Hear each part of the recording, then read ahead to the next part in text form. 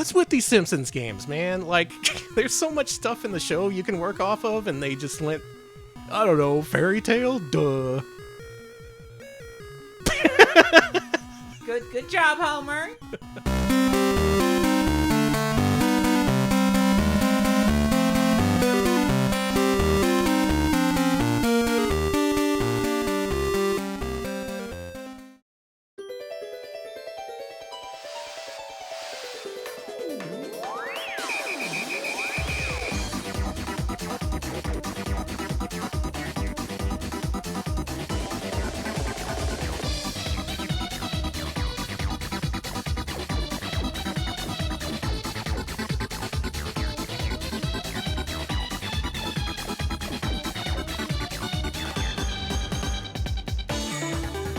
Live from Austin, Texas, where we got 4 shades of gray, and they're gonna cost you. It's Retro Pals with Danny and Alex. Hello, Alex. Alex, how much would you pay for one color in the Game Boy's 4-color palette? Not much. You can get 50 Shades of Grey for like 50 cents at half price. Da-da-da-da-da-da. Whoa. You set that up for me. I appreciate it. I didn't see you going for that. That was pretty good. Pretty good on short notice. Usually I just hit Alex with these cold opens like out of nowhere, and he's just like, that's great, Danny. But that one, I gotta hand it to you. That was good. Thank you. Folks, we got Game Boy games tonight. These are monochrome Game Boy games, not a single shade of color in here. We got gray, we got green, we got a darker green, and we have black. That's all you need, right? Yeah. Yeah, sure. That's all you need for gaming. And we're gamers, so we don't need no color. That's right. We're casting off color for tonight's stream because we're tough. We're badass. All you gamers who game in color, you're nothing compared to us. Nothing. Danny, I don't know where I'm going with this. I'm like, have the Game Boy games sapped your brain a little in bit. any way? A little bit. I have been Okay. researching these nonstop for the last 48 hours. Also, I'm looking for new and unreasonable levels of gatekeeping. So I'm gonna good. start with that. Okay, that All works. you gamers game in color, babies. So spread that around. Start gatekeeping, everybody. Let's make the world a better place. Folks, we got a hell of a stream for you here tonight. Going to look at some Game Boy obscurities, the rarest and most expensive games, which happens to include some really interesting stuff. Some stuff you may want to play. Some stuff you may want to play by any means necessary. You know, if you know what I mean. Arr. Danny. Look, no one's gonna profit if you pay $4,000 for Spud's adventure, okay? Not Atlas, not Spud himself, not the creator of Spud. It's a victimless crime, I gotta say, which is a great way to start a stream. Alex, why don't you thank some folks? Just admitting to crimes on stream. Well, thank you, Kempertine, for the 27-month resub. Thank you so much. Thank you for the 27 months and welcome. Thank you for the 25 bits, Carmen. The economics of games in grayscale. It's a little bit tricky. Yeah. Thank you for the bits. Thank you for the 50 bits, Conky Dong. Yeah, we are welcoming Fin into our life. Welcome, Fin. Welcome, Conky Dong. Thank you. Thank you, Carmen, for the 50 for Nintendo's new Virtual Boy bits. Yeah. yeah, just look at it that way. You could pay $5,000 for these games or $100 for a fake Virtual Boy visor. A lot of options for spending money nowadays. A lot of options. Thank you, Nick Chaotix, 56-month resub at Tier 2. 56 months, the amount of time you'd need to work to buy minty sealed copies of all these rare Game Boy games. Well, thank you so much. It's true. Thank you for the tier 2. I appreciate it. Thank you, Marigold, for the 73-month resub with many beautiful dancing avatars. Thank you, Marigold. Marigold! That's many months. Thank you. Thank you, Carmen, for the 50 Shades of Game Boy Freed bits. See, your jokes are I'm paying getting off there, already. okay? Thank you, Room Temperature, for the 34-month resub. Game Boy, the one system with all the flash and sizzle of a UPS truck. Exactamundo. Yeah, it works. It gets you there. That's all you need. That's the motto of UPS and the Game Boy. Thank you, Nanaki Amano, for the 58-month resub. So why aren't your avatars black and white then? I want my money back. Sorry. Oh, yeah, that would have been a good gimmick. It would have been a hilarious gimmick. Oh, well, I wasn't thinking. I was too busy immersing myself in the world of Game You Boy. know what sucks? I could probably do that gimmick, but it would take like 3 minutes and me fucking with OBS, which we don't need. Nobody needs that. Nobody needs that. We're the no effort pals. Oh shit, Lost Gumble, thank you for resubbing at Tier 2 for 38 months. Gatekeeper pals, we are keeping the That's gates. us. We're the gatekeeper pals. Don't you dare touch our games. Thank you for the tier 2. Thank you, Broken Scholar, for the 75-month resub. DMG is the one for me. Yeah. What does DMG stand for anyway? Damage. It's what's on the Joker's forehead. Oh, he's a Game Boy fan. I see. Yeah, he loves the Game Boy. That explains it. Thank you for the 75 months. Thank you, Orange Eye, for the 100 bits. And this 60-month resub, actually, she's the game girl now. Did anyone make this joke yet? You have, and it's great. Thank you. Wow, congratulations to Game Girl. Happy for her.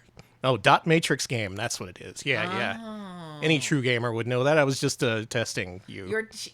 You were testing gamer knowledge. Thank you, White Taxi, for the 66-month resub. My copy of Kix is missing a label. Must be a prototype. Yeah, must That's be. That's exactly it. Put it up on eBay for like $3K. You'll probably get that.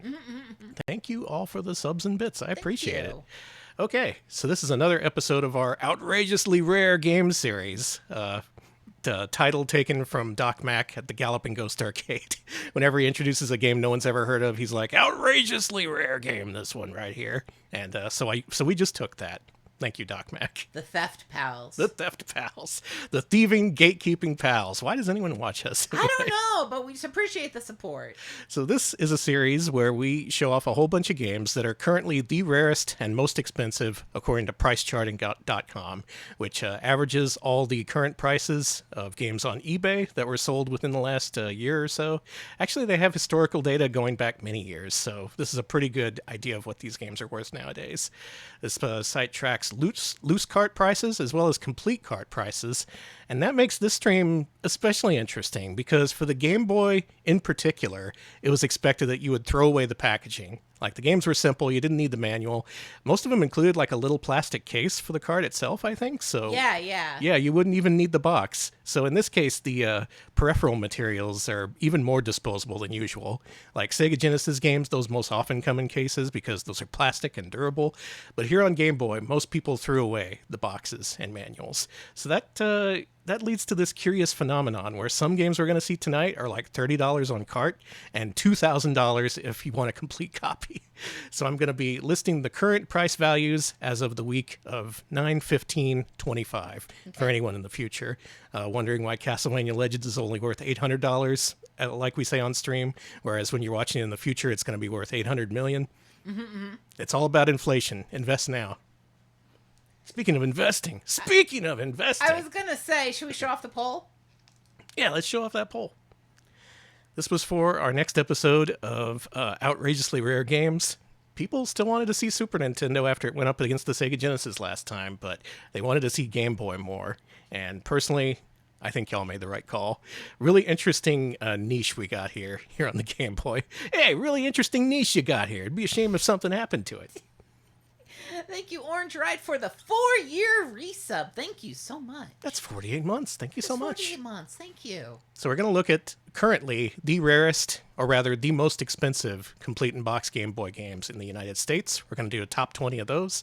And then we're going to do like a top 8 for Japan. And then we're going to do another top 8 for Europe. So this is worldwide. We're going worldwide for this one. Worldwide. And what better way to start than with our first game, which complete in box will currently run you an average of $674.99. Ah! Or $135 loose. Ah! It's Great Greed. Real nice that a game called Great Greed was up there with the rarest and most expensive Game Boy games. I love it. So this is a Namco RPG. They made a bunch of these in Japan. Not many of them came out here in the States. Where's the fucking L? What? I was gonna name my character Blom, but there's no lowercase L? You're right. What? The scrolls? Okay. Alright, sure. They made Shell's Soars Story, which was big on Famicom. Never came out here in the States. And they decided to randomly localize this one particular Game Boy game. Rich in natural beauty, however. And for whatever reason, they gave it a vegetable theme. I don't know if this is the case in the original, but Hag, stay away from biohazz. Microwave, I'll find his dirty secret. Cinco Play, thank you for the 100 bits. In the ending for this game, you can get gay married. Cool. Fun fact. That's awesome, actually. And Conky Dog, thank you for the bits. Look at the bits. Wait. Like a lot of Game Boy games that we're going to cover tonight, this has weird and strangely themed vegetable references. I think it's just like food in this one, because some characters are named Microwave. Yeah. I'll check the acid rain levels in the forest. Man. Oh, is the music loud? Right, Should I turn up down. Alex? I turned it down a little bit. Okay. Alex, turn yourself up. Hi. There you go. Where are you? You're in the forest. Your name is Microwave or something. Not again.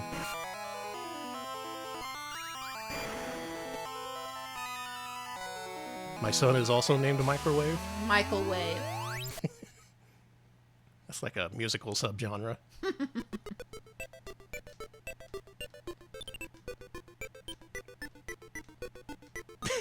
Yeah, sure.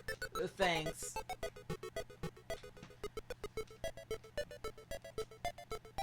This game has gotten some acclaim recently. People have actually played this and been like, wait a minute, this game's actually good. You should check it out. Unfortunately, it's quite pricey on the secondary hand market. Like a lot of games we're going to see tonight, this never got re-released in any form. Princess Candy. Microwave and Princess Candy, huh? Mm-hmm. Oh. It's offbeat in nature, it has a developer pedigree, and it's quite rare and sought after, so all that combines to make this very expensive nowadays. That's going to be the case with a lot of games we play tonight, so you're going to hear me repeating that a lot. Like Burger Castle! Burger Castle and Retrieve the Magic Book. Like, actual rarity is only a part of it. It depends on if these games are actually sought after, if they're known, and if people actually want to pay the price for them. Candy Green. You were chased by Biohaz. This is giving me Final Fantasy Legends vibes. Really? Woof! This dog's name is Calorie. No, don't eat the dog. Oh, you can attach items to your dog. That's cool. I like doing that. Nope. Customize your dog. Danny, you have never attached an item to a dog. No, please return. The way this is so simply and plainly translated is really good.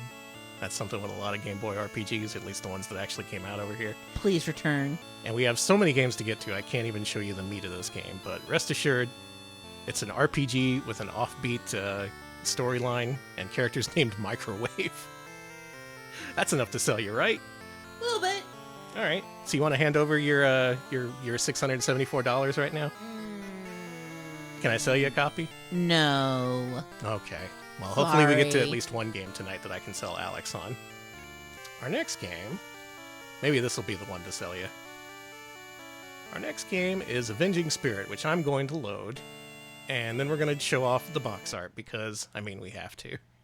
Here was the original Japanese release called Phantasm. That was the first one here. No, it wasn't. Wait, was it? Yeah, Avenging 2, Avenging 1, and Avenging 3. Wow, I fucked it up, huh? All right, well, here's the Japanese box art, where it was called Phantasm. And in Europe, it got a pretty much straight translation, where it was just Avenging Spirit, and it has the same box art. And then here in the States, they give us this one here. Which, you know, that gives you a good idea of what this is about, right? I love it, honey. All right, let's play this game. We played the arcade version of this as part of our AICOM stream. That's spelled AICOM. This was published, developed by an AICOM spin-off company called CP Brain. The people who made fucking 64th Street and Chimera Beast. Oh. And this fits in with their whatever they were trying to do with video games, in that it's off-kilter, kind of strange, and a little bit unsettling. This is where this guy, our girlfriend's being kidnapped, He just shot us. and then that's it for us. We're dead. Before you even reach the title screen, they got me. They did get him. And from this point on, you're a ghost. A ghost with amazing powers. Thank you for the 25 bits room temperature. Yeah, they should have given the ghost angry eyebrows on the American box art. Yeah, that would have fixed things. So you're this cute little ghost. Thank you for the bits. And you can possess creatures, and those you don't possess are your enemies, and you must kill them. So right here, I've taken over that gangster body. But he's so cute and squat. He's a cute little gangster. Doesn't look like that Untouchables guy on the front cover. This game has some notoriety. It was released on the 3DS Virtual Console. People know about this. I used to think this was kind of a common game because you used to see this everywhere, but apparently people like this so much that they don't want to get rid of the few copies that they have. So that leads this game to be quite expensive on the secondary market. How expensive, you ask? Well, a loose copy is $150. And a complete copy is a mere $685. What do you think, Alex? What can I do to put you in this copy of Avenging Spirit? Oh, shit. I mean, Danny, that's more than one of my pregnant char cards. Yeah, they're going. It went up in price. Apparently, it's we gotta going, sell those. I actually do have to. It's gone up to $600. There's a certain Gundam trading card where it looks like Mr. Char is having a baby, and I'm happy for him. But apparently, that wasn't the case. Yeah, and I went to a Gundam event, and I have some of those cards, beta versions, so where he looks like it's more obvious that he looks pregnant. They changed the color a little bit to make him look a little less pregnant. But yeah. I'm glad that they responded to the controversy. Yeah, no, We all have our different ways of putting things in perspective. Me, I think in terms of expensive games. Alex thinks in terms of expensive pregnancies. I just need to find a Fujo who's also who also does top surgery and do a trade. That's what I'm planning on. Yeah, exactly. Just like, one pregnant char for one top surgery. Yeah. One good deed deserves another. Exactly. Anyway. Good deed is getting char pregnant. This arcade game's pretty neat. It never got ported to any other platform, and this port is surprisingly good. So, I'd say it is worth its current price on the market. I'd pay it anyway. Danny, this next one. For our next one, though, we're going to veer a little bit off topic. This next game is so good it doesn't work on the FPGA Mr. Core. So, let's load up old RetroArch, and get into some unlicensed gaming for the Game Boy. This game here is, by my estimation, the rarest and most expensive unlicensed video game on the Game Boy. I'll go ahead and choose it from this menu. Oh, yeah, you got it from here. Okay. Hold on. Folks, this is the NIV Bible and Lost Levels of Joshua. It's not endorsed by Nintendo, not sponsored, not manufactured, nor designed. Made by good old Wisdom Tree. And believe it or not, there's a couple of Bibles on the Game Boy. Wisdom Tree actually released a previous King James version of the Bible, and this is the NIV version. Alex, what's NIV? New International Version. Okay. I guess that's different from the King James, yeah. Okay. I don't know no Bibles. So here you have a Bible search engine. There's only one instance of the word sex in the Bible. I know things you could search, but I don't want to get Twitch mad at us. What could we search? Look up. Do they let you look up exact parts of the Bible? Can I look up Ezekiel 23, or is it going to get mad at me? Do you know the words in there? Like a couple of them I could search for? This is the version of the Bible where Charles is pregnant. Yeah. Emission? All right. Yeah. Just another average day on the RetroPal stream, looking up emission in the Bible. Word not found! Come on! I tried looking up ass earlier, and I think that's only in the earlier version that you can look up ass. It tries to... It's all like, oh, you mean a sales? You mean a sign? Oh, emission only has one M. All right, here in the Psalms, we can see...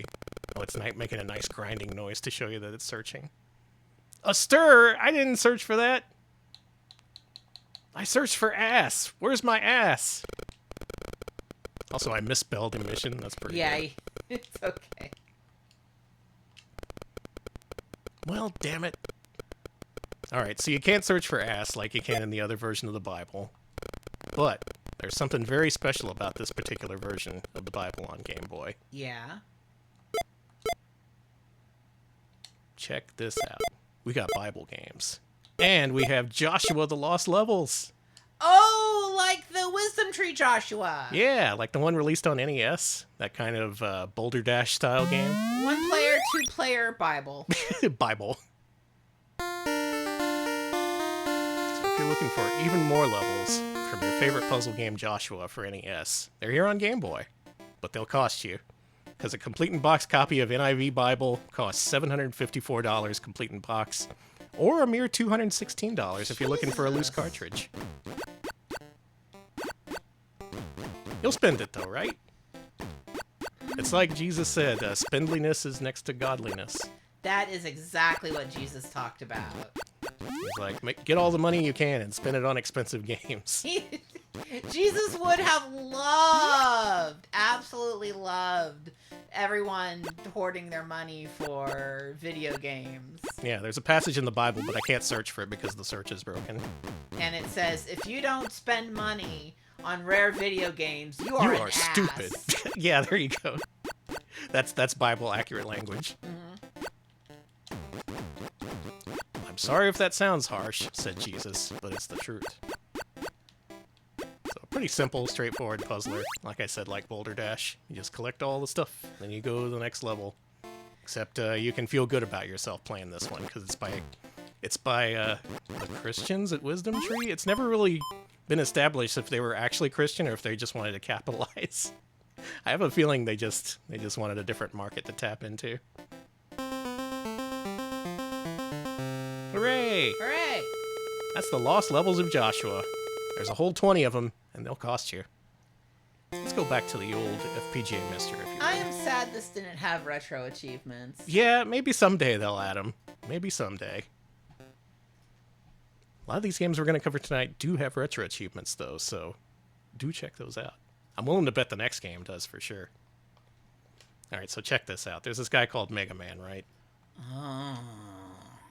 What's your problem with Mega Man? Nothing. He's fine. I actually don't have any problem with Mega Man. Mega Man 4 on the monochrome Game Boy, the United States, North American version, currently costs $100 for a loose cartridge. But we don't want the loose cartridge, right? I mean, anyone can buy those. We want a complete copy, which goes for around $762. Well, could you separate the cart from the box? Oh, my God. Don't even. Are you sure? I just think it would be a nice idea. Don't play me like that. Separate cart from box. Give me cheaper. Mega Man, blast me in the face. Yeah, there you go. So there was a bunch of Mega Men for original Game Boy. They were called Rockman World in Japan. But here in the States, we just called them Mega Man 1 through 5 to confuse people. These were sort of ports of the NES ones, but they also had a lot of their own original elements, and they definitely play completely differently. Let's go with Toadman. Oh! I'm so stupid! I meant with his blaster! Like a gun. Never mind. Why did people assume... whatever. Anyway. I don't know, they can assume whatever they want. Look at this. What does this say about us? I don't know. Because they got it from us. They wouldn't just learn that from school or something. That's true. The first few Mega Man are also kind of expensive for Game Boy, but the last two, oh my god. These got more limited print runs, I'm pretty sure, and people do want these games pretty badly. To date, Capcom has not reissued these in a collection. They are available on the Nintendo Switch Online service, I think. But given that Capcom's re-releasing pretty much everything with Mega Man on it, you can probably look forward to a collection of these someday. Like, they announced a collection of, what was that, the Mega Man Star Force games a couple days ago. Capcom probably wishing real hard right now that they released even more Mega Man games than they did back then so they could release more collections. And I will say, Mega Man's pretty well represented in those collections. Oh yeah, you can slide in this one. Anyway, this Mega Man guy, he's pretty cool. By the time they got to 4 and 5 on Game Boy, they started to get really good.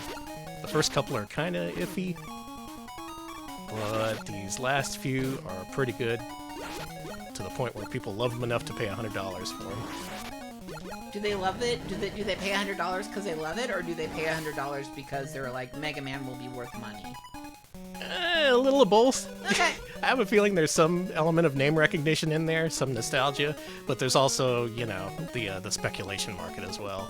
Yeah, True. Which leads us directly into our next game, which I remember being quite cheap many years ago, but I passed up buying a copy when I had a chance, and now that ship has long sailed. It's Castlevania Legends. Currently $800 for a complete in-box copy, or $137 for a loose cartridge. How come the NIV Bible is so expensive loose? Well, you know, they didn't make many Bibles. You know, why do I even know? You're right. This is a follow-up to Castlevania Adventure 1 and 2. Famously, what's his face? Dr. Castlevania, Koji Igarashi, claimed that this game was anti-canon. He struck it from the canon. It's been stricken. Which is a shame, because you play as a girl in this one, and that's neat. A non-canon girl, but still, a girl nonetheless. She's canon. Anyone who says she isn't canon doesn't know. And yeah, I do mean the original creator doesn't know. Yeah. Anyone play this one? I hear mixed things about it. People will tell you this is better than Castlevania Adventure, but still not super great. It was made kind of late in the GB's lifespan. I think this came out in '96 over here, which is crazy. I do think Castlevania Adventure 2 is still the preferred one of the Game Boy trilogy, but this is the most expensive one, making it the best. So all you gamers who think you prefer the less expensive one, you're actually wrong. Yeah, you in chat, you're canon. Yeah, you're all canon now. Everyone, you've been canonized. Officially canonized gamers. We're putting you on a list. Is it like the canonized in the Catholic way? Sure. Cool, so you're all saints. Danny, did you hear about the newest saint? Yeah, there was a saint that, who played on Xbox Live. Yeah, played Call of Duty. It was a gamer saint. We have our first gamer saint. Finally, the patron saint of gamers. Yeah, gamers have a patron saint now. This game's pretty playable. Again, not super comparable to the console versions or anything, but it's playable enough. It's a Castlevania game, and people do love their Castlevania. It's just way back when you could get a complete copy for like $100, and I would have been like, that's kind of reasonable considering how limited this game is, but I can't justify paying $800 for it. It's cool, though. Maybe you should check it out this Halloween. Get a little spooky fun. I do like spooky fun. Do you like it when I say it like that? You know what? Yeah. Life's too hard. I agree. Thank you, Alex. All right, we're moving into the top 15. It's time to get real. Time to quit fucking around with these games people have actually heard of, like Castlevania or Mega Man. I have a hero for you. You say your hero is Simon Belmont, your hero is Mega Man. Well, my hero is Fish Dude. Look at him. Look at that man. Look at that fish. It looks like a dolphin. There's a lot going on with this cover. There's a lot of good details I like. Okay, I really yeah. like the cat up there. I like the cat's cool, the bird's cool. What I really love is the octopus. Yeah. Octopus is good. Had good cover art. I don't know why it didn't sell. Maybe because it was made by Sofel, who was best known for Wall Street Kid, Casino Kid. And for a time, this was considered the ultimate rarest United States release Game Boy game. There was nothing compared to Fish Dude. But its star seems to have fallen a little bit because I don't know if you remember when they auctioned off the Nintendo PlayStation at Sotheby's. Oh yeah! They were also auctioning off a lot of high-profile rare games, this being one of them, and this one famously underperformed. Like, the people at Sotheby's, they turned up their noses at Fish Dude. They were like, it went way below market value, and since then it's fallen under $1,000 for complete in box. Nowadays, if you act fast, you can scoop up a copy for $821, or $90 for a loose copy, which I think is a bargain.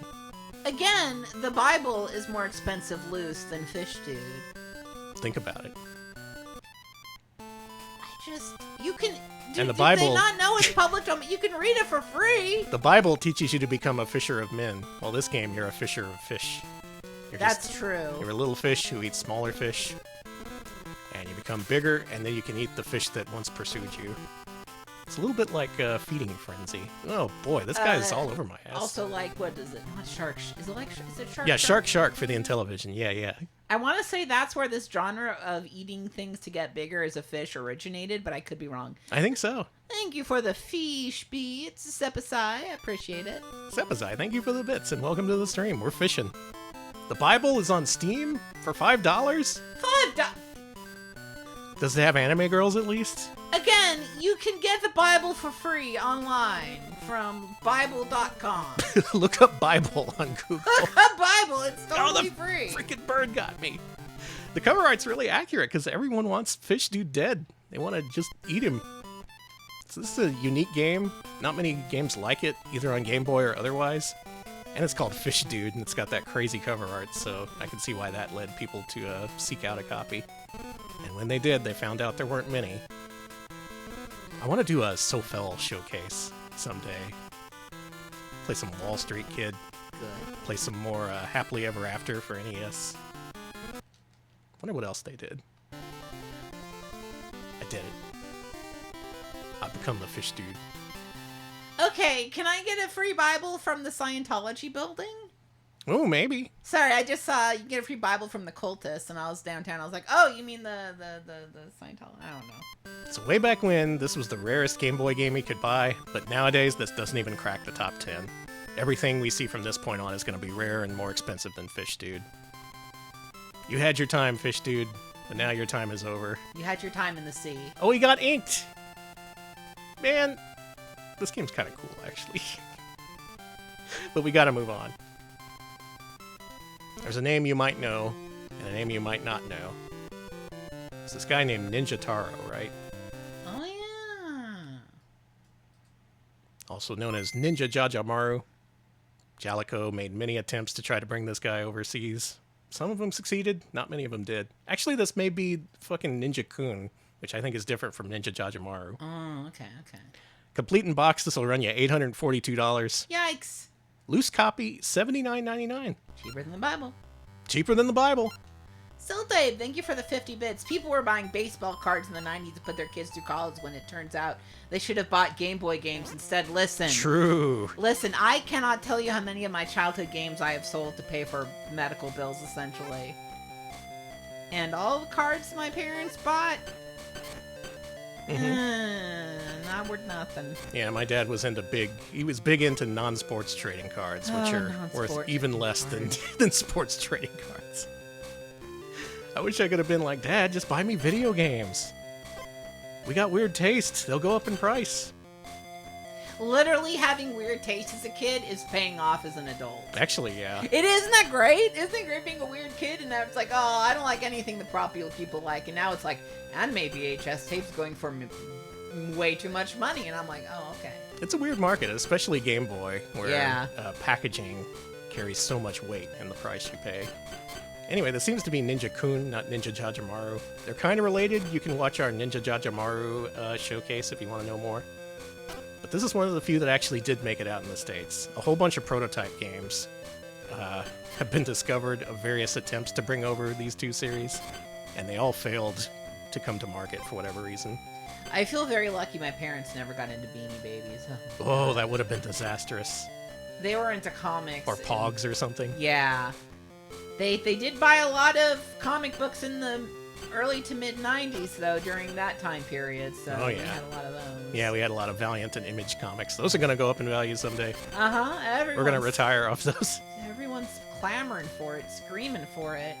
Most of these games in these series are platformers, whereas this one is an overhead view action game, I guess to better suit the Game Boy format.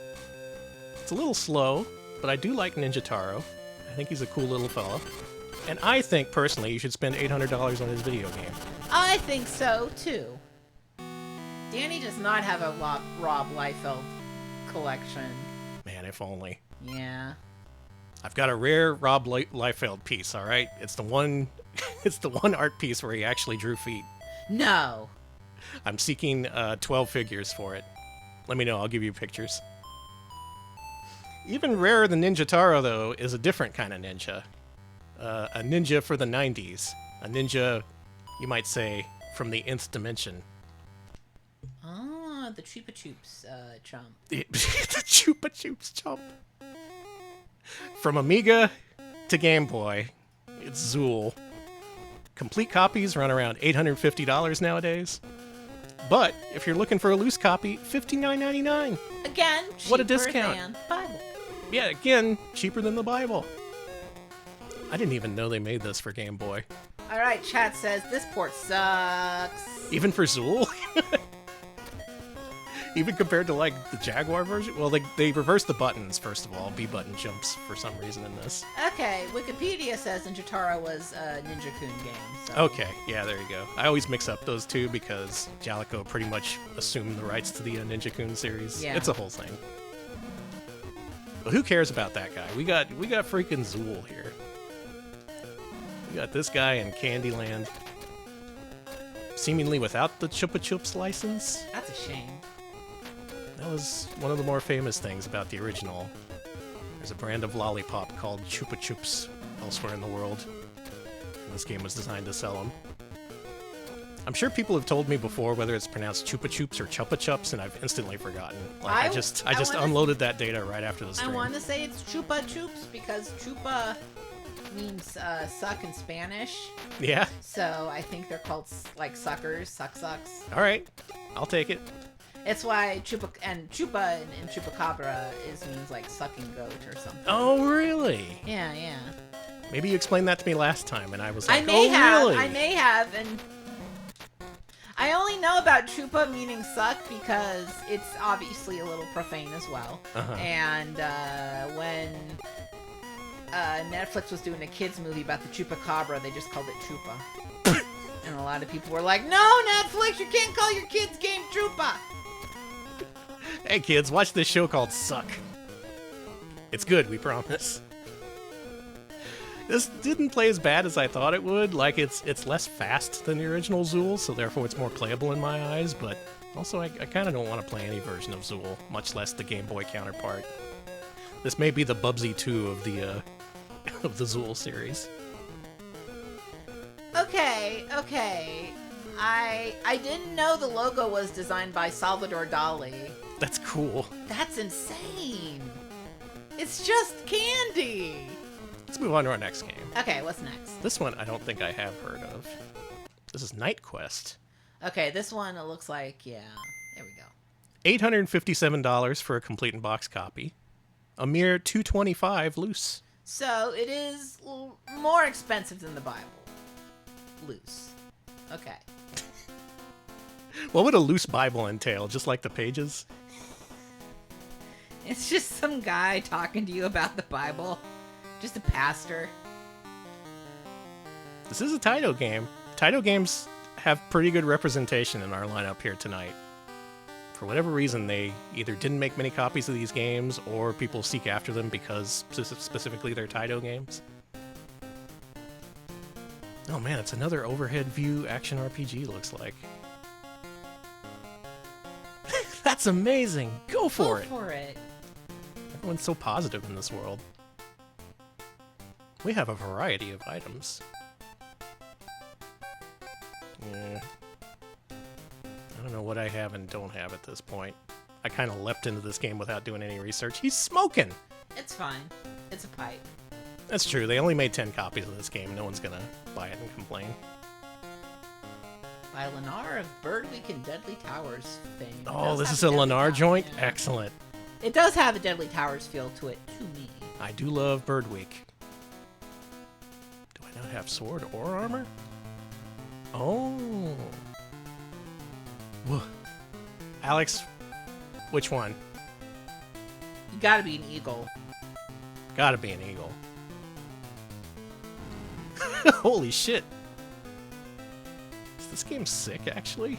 This seems kind of cool. It's Taito, so stands to reason. Maybe there's something here. Yeah, I didn't expect it to be turn-based. At first glance, I thought it would be an action RPG like Ninja Taro, but... Monster defeated. Got one experience, thanks, asshole. There's been a sealed copy of Listen to the Bible in 1 hour at the thrift store on CD, and I'm calling bullshit. Yeah, it's got to... it definitely is going to be just playing an at hour? Like 20 times speed. Yeah. Many years ago... Actually, how does the Bible begin? Once upon a time. It's Once Upon a Time, yeah. Mush Boy. Boy! Get Mush Boy's ass. We'll give him the old seagull. Yeesh. I like this one. This is neat. See, occasionally collectors, when they go after these games, they give them this degree of, I don't know, popularity, notoriety that they never had. So people start to seek them out, and they're like, hey, I should make a YouTube video about this. And then they tell their friends, and they tell their friends. And then all of a sudden, Mush Boy is the most popular character in the universe. We're all wearing Mush Boy hats. Pope Leo is canonizing Mush Boy as the patron saint of... Mush Boy fragged me on Xbox Live. Yeah. All right, let's move on. That's a nice princely sum for this game, but we're gradually approaching the 4-figure mark, which we will hear in a couple of games. Oh my god. But let's visit some old friends. Perhaps the oldest friends we have. The Flintstones, King Rock Treasure Island. $859 complete in box, or $59 loose. Why is it so cheap loose? So if you really want this game, you can seek out a loose copy and pay not a bad price for it. That's what makes the Game Boy so funny. Like any other system, there wouldn't be such a disparity between loose and complete in box prices. But so few people kept their original boxes for the Flintstones game. It became a prized rarity. Fred must paint the wall.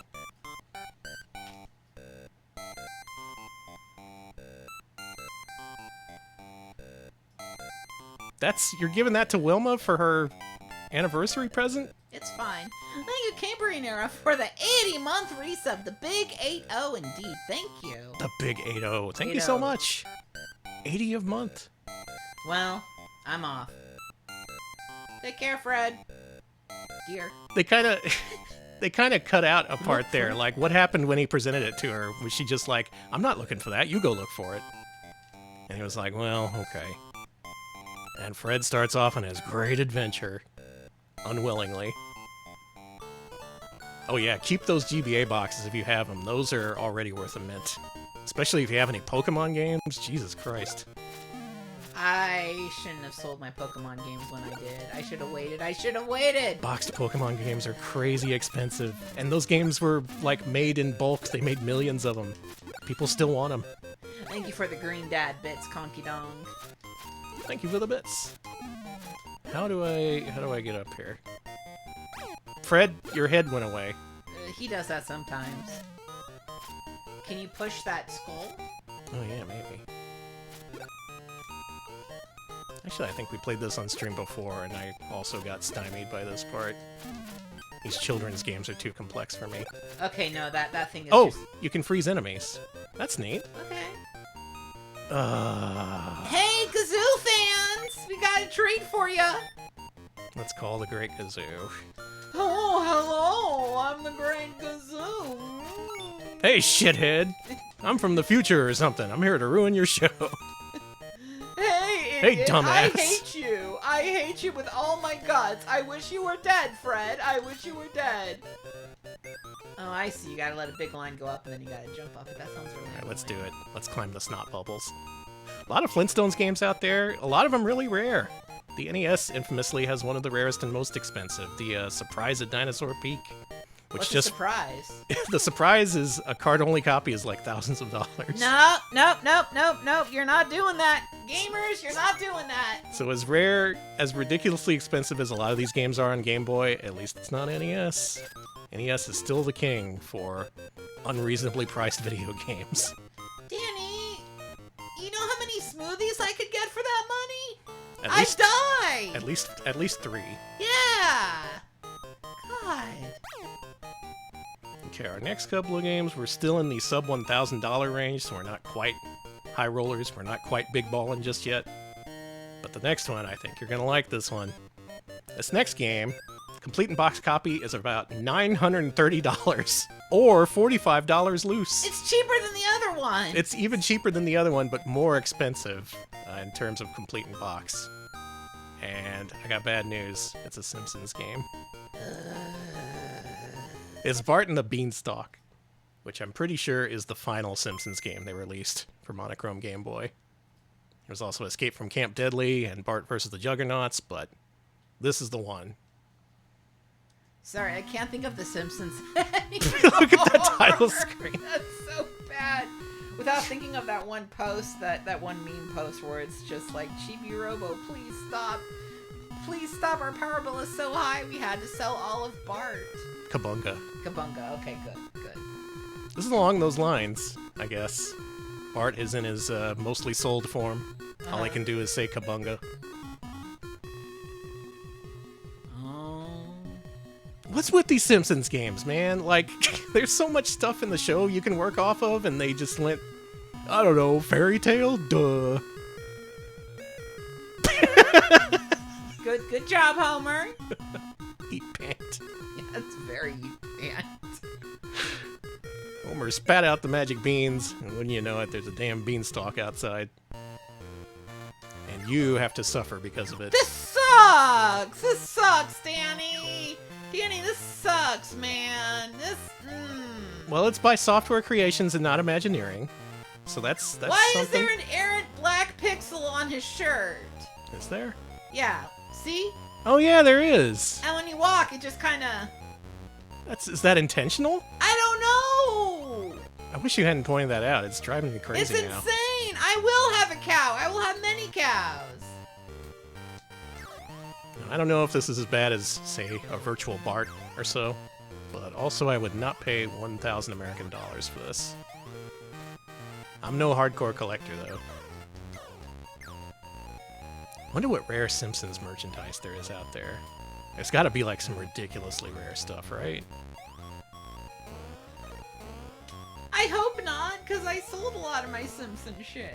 Yeah, that's the problem doing streams like this. Occasionally we'll see games like, I had that, or I rented that. I should have just kept it when I rented it at Blockbuster.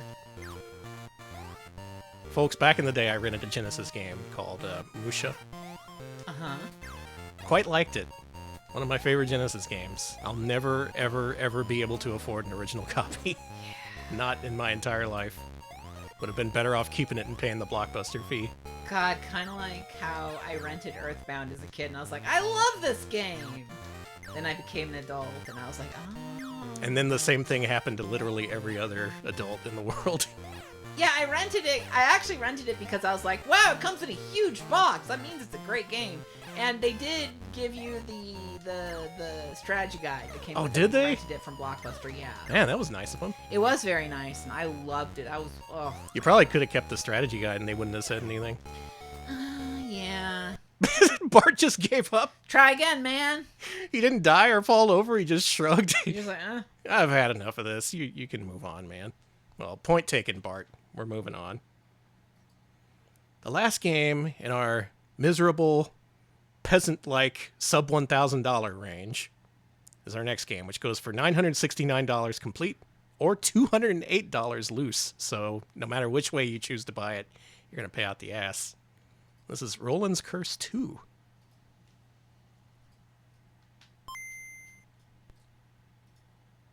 Another American Sammy joint. I guess they underprinted their games on Game Boy. Maybe they shouldn't have. They just didn't see much of the market there. My name is Dab. Good. 2! King Barius. I don't know much about this series. I know it's kind of linked to an NES game called Arkista's Ring, which I like quite a bit, but I've never played either Roland's Curse game. Okay. I know Arkista's Ring. It's another overhead view action RPG, starting to sense a theme here with a lot of these games when they get expensive. Games from established developers that didn't have major print runs that also may have RPG elements. I'm sensing a pattern here. We gotta divine this. Like I'm a gamer with my divining rod, looking for rare games. Oh, you get a nice chunky attack box in this game. Look at this. That. It's bigger than your dude.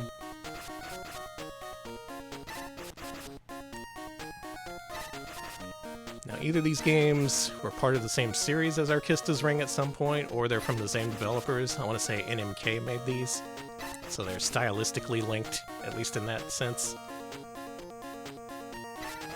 Can't say much more because I never paid for a copy of this. Yeah, same devs as Ninja Taro and MK. Okay. Yeah, there you go.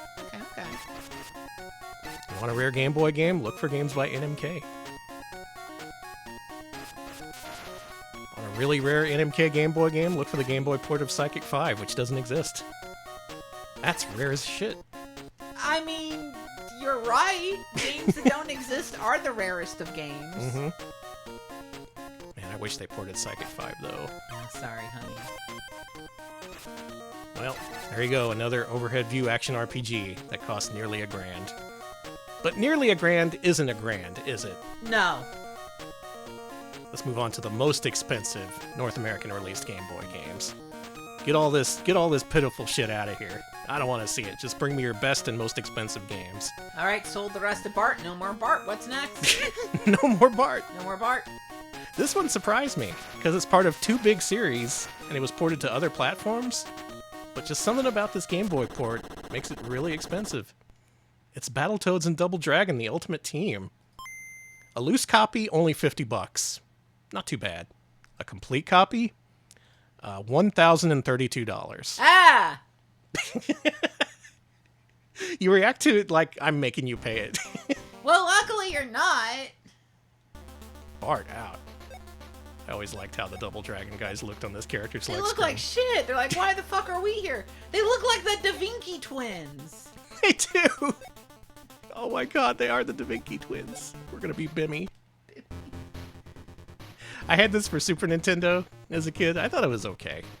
This is kind of like Battletoads 2 that has Double Dragon in it for some damn reason. I guess because Trade West owned that property. Oh, there's big sprites in this one. I've been playing a lot of Double Dragon games lately, and let me tell you, the Genesis does not have a single good Double Dragon game, despite having 3 of them. They were all some of the most dog shit games I've ever played in my life. Especially 3, Jesus Christ. This one, though, seems to be pretty similar to the other ports, which is nice. They did port this to, like, everything that was contemporary at the time. I guess there's no Watara Supervision version, but what are you gonna do? Yeah, well. There are a few Battletoads games here on Game Boy that are a little expensive, but they don't enter the $1,000 range. And we're high rollers. That's what we're here to see. We are high rollers. So don't even show me that other shit. Yeah, we're only playing high roller on the Laser Active. Yeah, this is a real high roller battle. God, that game was ass. That game was total ass. So I would recommend playing this on another system, especially the NES one, which seemed to be the lead platform for that, and they just kind of ported it over to Genesis and Super Nintendo. It's okay. Should maybe check out Battletoads and Double Dragon. Room temperature. Thank you for the bits. I'm sorry you got kicked. You got kicked in the face. and Oh, baby say shoot. That is what happened. We got to get that baby here on stream. They're funnier than us. Thank you for the bits. Thank you, baby. Next up, we're seeing a big jump in price. This next game is $1,250 complete in box. $56 loose. Okay, let's buy the loose version. No. Alex, that's not how we do. Danny. If we're going to buy a copy of Metal Masters, it's going to be complete in box. Okay. Shoo. Oh, Electro Brain. There's a company we got to do a showcase on. The mysterious and elusive Electro Brain. I don't know shit about Electro Brain. Other than they have the coolest name ever. Okay. Time of Darkness. Disorder and chaos. Yeah. Leading to robot fighting being the most popular pastime in sport for financial manipulation. All right, financial manipulation. I love that. That's why we're here tonight. Yeah, whatever. Let's play the game. Whoa! Okay, that's pretty sick. I haven't seen this game before.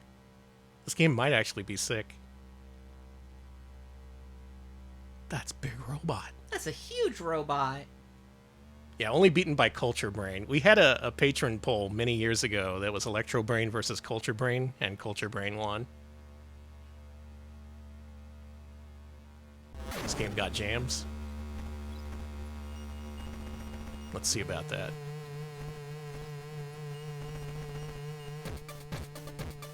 Ooh. Okay.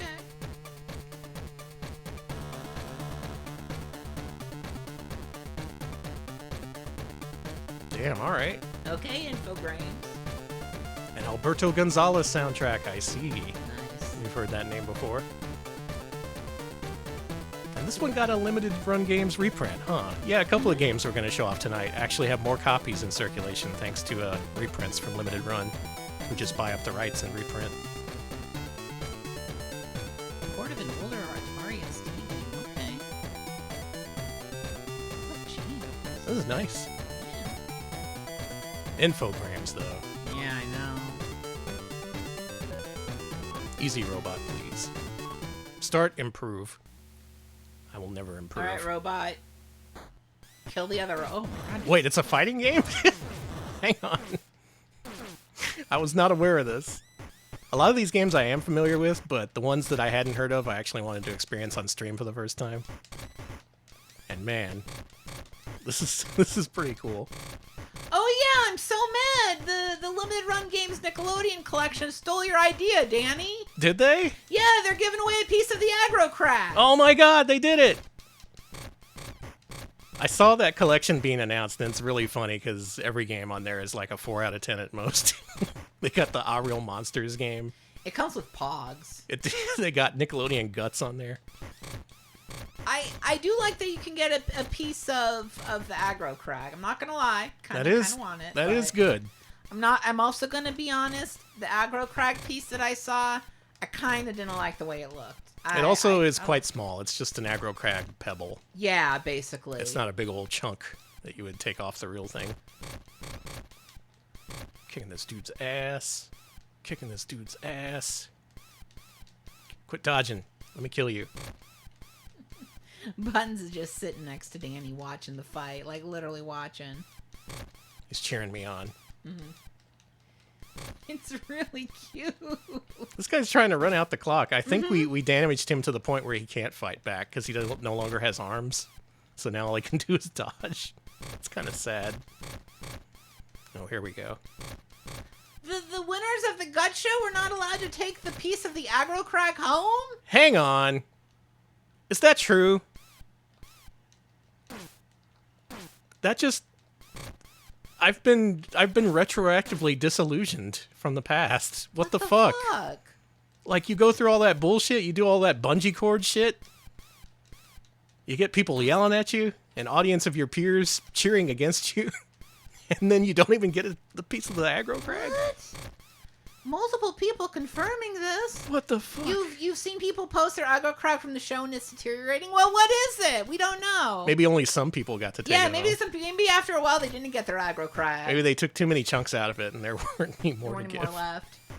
I do want to see a horrible deteriorating aggro crag. Well, this game got jams. It's got good graphics, and the character building aspect I kind of like, even though what I'm playing of this actual fighting doesn't seem very interesting so far. Yeah, it's a little... But surely it's still at least worth $1,000, right? Let's go for something more expensive. Okay. Our next game is $1,269 complete in box, or $190 loose. Which will you choose? It's Mega Man 5.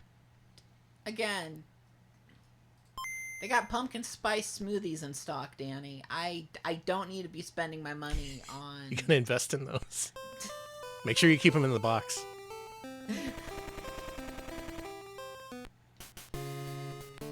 This one is the one everyone says is the best. Everyone's like, oh, play Mega Man 5. It's almost as good as the NES console ones. Okay. And I have not played this. It's got unique dudes in it, too. Yeah, there's that aggro crag. Okay, so they got this, and it's just a piece of plastic with a little glowing in it, huh? It seems like it should be more, right? Like, they basically put you through war on that show. Oh, it's from Global Guts. Who cares? Now who's gatekeeping? Me! Global Guts was fine, but I'm like, that was a little later in the Shit! show. Aw. I like Mega Man. I don't play Mega Man very often, though. It should be pretty apparent by how I'm playing these games. I'm not anti-Global Guts. It was good. It's the one with Beat or Tango. Thank you for the Biscard. It was good to see more guts. I did not think Global Guts was up its own ass. It was just around the time when I stopped watching Listen, Global Guts came out around the time that I really discovered anime fan subs. So unfortunately, Global Guts could not compete with Sorry, Global Magic Knight Guts. Rare fan subs. You literally cannot compete with someone just discovering anime. No. So again, in the future, look forward to Capcom re-releasing these out of desperation, because eventually they're going to run out of Mega Man games to re-release. And you know they're not going to do a Mega Man Legends collection. You know that they're not going to do that. No, I didn't think Nickelodeon was up its own ass. I like Nickelodeon. Until, again, I reached the age of anime becoming... of my grandma being able to buy me a subscription to Animerica, so after that Nice. happened... I'm going to say... What? Aggro Crag is Moe's? Oh, no shit, Mo would have an Aggro Crag. Cool. So, it's Moe's husband. I didn't know. Damn, alright. Okay, so maybe only the host would get one a lot. Okay. You know? Okay, I do believe... This game's pretty good. Room temperature, I'm with you. I actually did think Disney Channel was up its own ass. I still Mega think they Man? kind of are. Mega Man not up his own ass. His dog, Rush, total prima donna. Don't ever work with that dog. Sheriff Ram, thank you so much for the 41-month resub. I'm sorry that I'm talking about Disney Channel being up its own ass. Sheriff, thank you so much. In conclusion, Disney Channel is up its own ass, I guess. Our next game is the biggest price disparity we're going to see in this entire stream, I'm pretty sure, in between complete in box and loose copies. A loose copy of Hit the Ice for Game Boy is a mere $39. You can That's not so afford bad. that. I can actually afford Hell, I can that, afford yeah. that. I could buy maybe 2 copies if I was feeling extra special. Or you could buy a complete in-box copy for $1,382. That's a spicy meatball. We covered this during our Midway game showcase. This is a Taito-developed game that was developed in cooperation with Midway and Williams. There was going to be an NES port here from Taito, but that was canceled. However, it did come out on Game Boy. Oh good, it's still got the cool faces. Those are cool faces. Carmen, thank you for the bits. There's also Mortal Kombat Collection. Yeah, that has all the console ports in the 90s, but not the N64 version of Mortal Kombat Trilogy. Yeah, true. Unfortunate. They do have the net-linked version of Ultimate Mortal Kombat 3, though. That's pretty neat.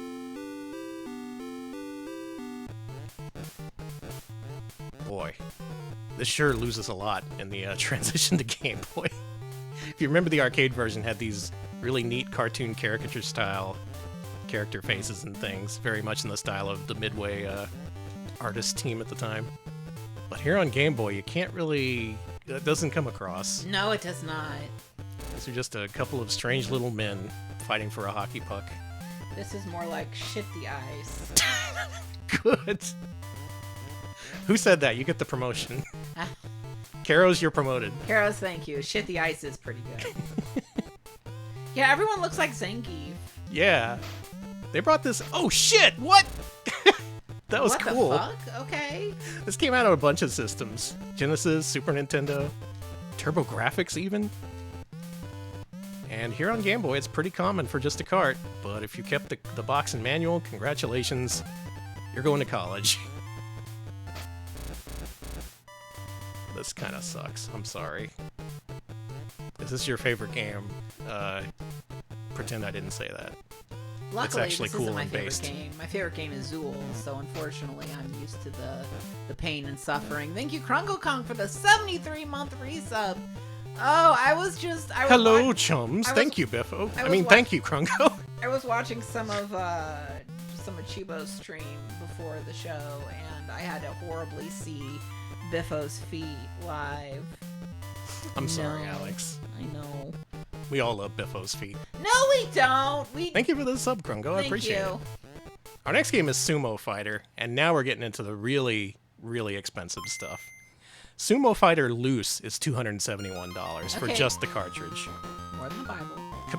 Complete, $1,480. A nearly $1,500 game for your monochrome Game Boy. But is it worth it? Let's find out. Help, help. Alright, you got Kidnapped by Ninjas, Common Occurrence. You just saw Biffo for the first time on Alex's Blue Sky? Oh my god. I'm sorry. You have opened A doorway to the foot You dimension. gotta watch Chubo streams, and you gotta learn more about Biffo. Biffo is amazing. This sumo guy is amazing. This game actually is certifiably great. This is actually a really good video game. I've seen multiple people stream this. It's neat because you stun them with your fists and then you give them a big ol' sumo toss. You can also get a bunch of power-ups that make you stronger. There's an experience system. This is a very playable Game Boy platformer. And you know what? I think I like it. Alex, give me $1,600. Danny, can I introduce you into... You know what's cheaper than that? What? A Mister. I don't know about those. You can get a Mr. Pie. In which you just take your Mister and you put it into a pie crust and put it in the oven. Oh, delicious. Is that what those are? I think so. I hadn't really looked into them. Yeah. Now that I know it's an actual pie. It's a delicious pie. Sorry, I thought about a Mr. Pie for the little Oh! one. Oh, nice. Oh, you could do this! Alright, this game's sick. This game is sick. So it goes to show you can find the occasional quote-unquote hidden gem among the most expensive Game Boy games lists. It's not just a game that they made like 10 copies of because it sucks and they knew no one would buy it. Occasionally it's just like a capable developer or publisher just not having the resources to distribute their good games.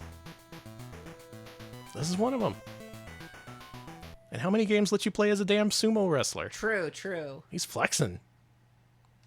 He knows he's cool. Sumo Fighter, man. Sumo Fighter was kind of sick, Danny. Still, the buy-in cost being $271 at minimum. I don't know. Maybe if you're an actual professional sumo wrestler, you can afford that. Maybe that was their market. Maybe.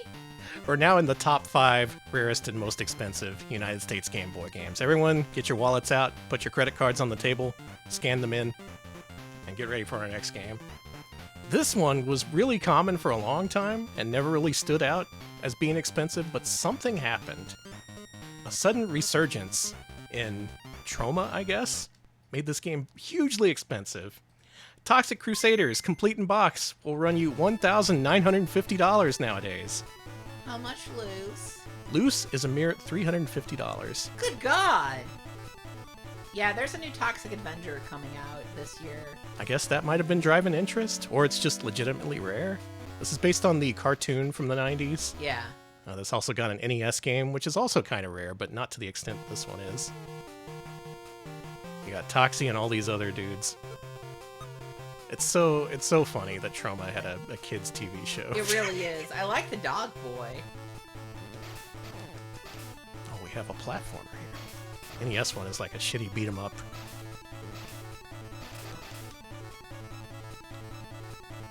I don't know what it is, just a combination of circumstances drove this one up in price. I guess people are more looking into the old Toxic Avenger nowadays. You're like, wow, I love that this Avenger is so toxic. Maybe that's why it's rare. People don't want to be around his toxicity. They're like, yeah, toxic is toxic. I'm sorry. Toxic is right. You don't know the tip of the iceberg. Here's my call-out post. Oh yeah, Attack of the Killer Tomatoes cartoon too. And Little Shop of Horrors. That was a time. That was a time. We were making games based on R-rated movies, making cartoons based on stuff not for kids. Nocturne Dustclaw, thank you for the raid. Hope you had a good stream. We're playing rare and expensive Game Boy games. Right now we're up to the $2,000 mark, so get out your wallet. By the way, by watching this stream, you are signing a contract to agree to buy all of these games within the next week, so keep an eye out. Thank you. This seems okay. Nothing really special. Another cartoon tie-in game that would have just died on the Game Boy if people hadn't noticed. But people did notice. Oh my god, did they ever notice? How do we get them to unnotice? Like, how do we distract them with something else? Like, what cart can I jingle in front of these people's faces like a key? We just gotta make something rare. Okay. The Retro Pals game. It's on one cartridge that we ordered from AliExpress. Currently going for $500 billion. contact us. We'll sell it. Seems like a fair price. We're in the top 3, Alex. These are games not you, nor I, nor 99% of the people watching this stream can afford. Here we go. Kid freaking Dracula. You heard of this guy? Yes, I have. This guy had a couple of games. There was a Famicom version that never came out in the States, and a Game Boy sequel, which is similar to the Famicom game, but it does its own thing to the point where people just consider it a follow-up. This one got a US and Europe release, and it's super rare in both of those regions. You ready to hear the damage? How much is Kid Dracula gonna cost us, Danny? Complete in box, $2,037. Loose, $189.95. Yeah, the Japanese version is the way to go if you want a card of this. The Europe version also quite rare. It's by Konami, technically part of the Castlevania series, and wouldn't you know it, this is actually a great game. Especially this Game Boy one. People tend to prefer this one over the Famicom one, I think. Let's play some damn Kid Dracula. Oh, he's so cute. He's a little cutie. He's Alucard, did you know? Yeah, I know now. Your sexy friend from Symphony of the Night. Well, he was a kid once. Yeah, true. That's how he refers to himself, by the way. Your sexy friend from Symphony of the Night. Mm-hmm. There's a translated Famicom version available in the Castlevania Anniversary Collection released by Konami a while back. That's pretty neat. Do they have the Game Boy one of this on that collection? I don't recall seeing it there. If it's not on that collection, that may have led to an even bigger price spike than it already had, because as long as I've been looking at price charts for Game Boy games, this has always been way up there. Chill out, dad, dude. Yeah, that's Alucard. Thank you, Punch MSX, for gifting a sub to Faux Leatherface. Thank you so much. Hey, thank you for the gift sub. Yeah, because it's September, isn't it?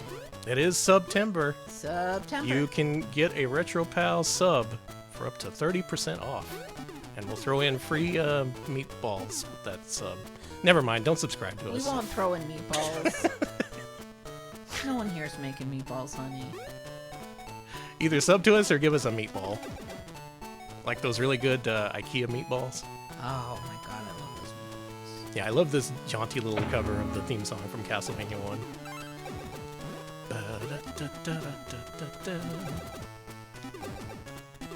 Really surprised Konami released this over here when they did, especially considering they let the Famicom one stay in Japan.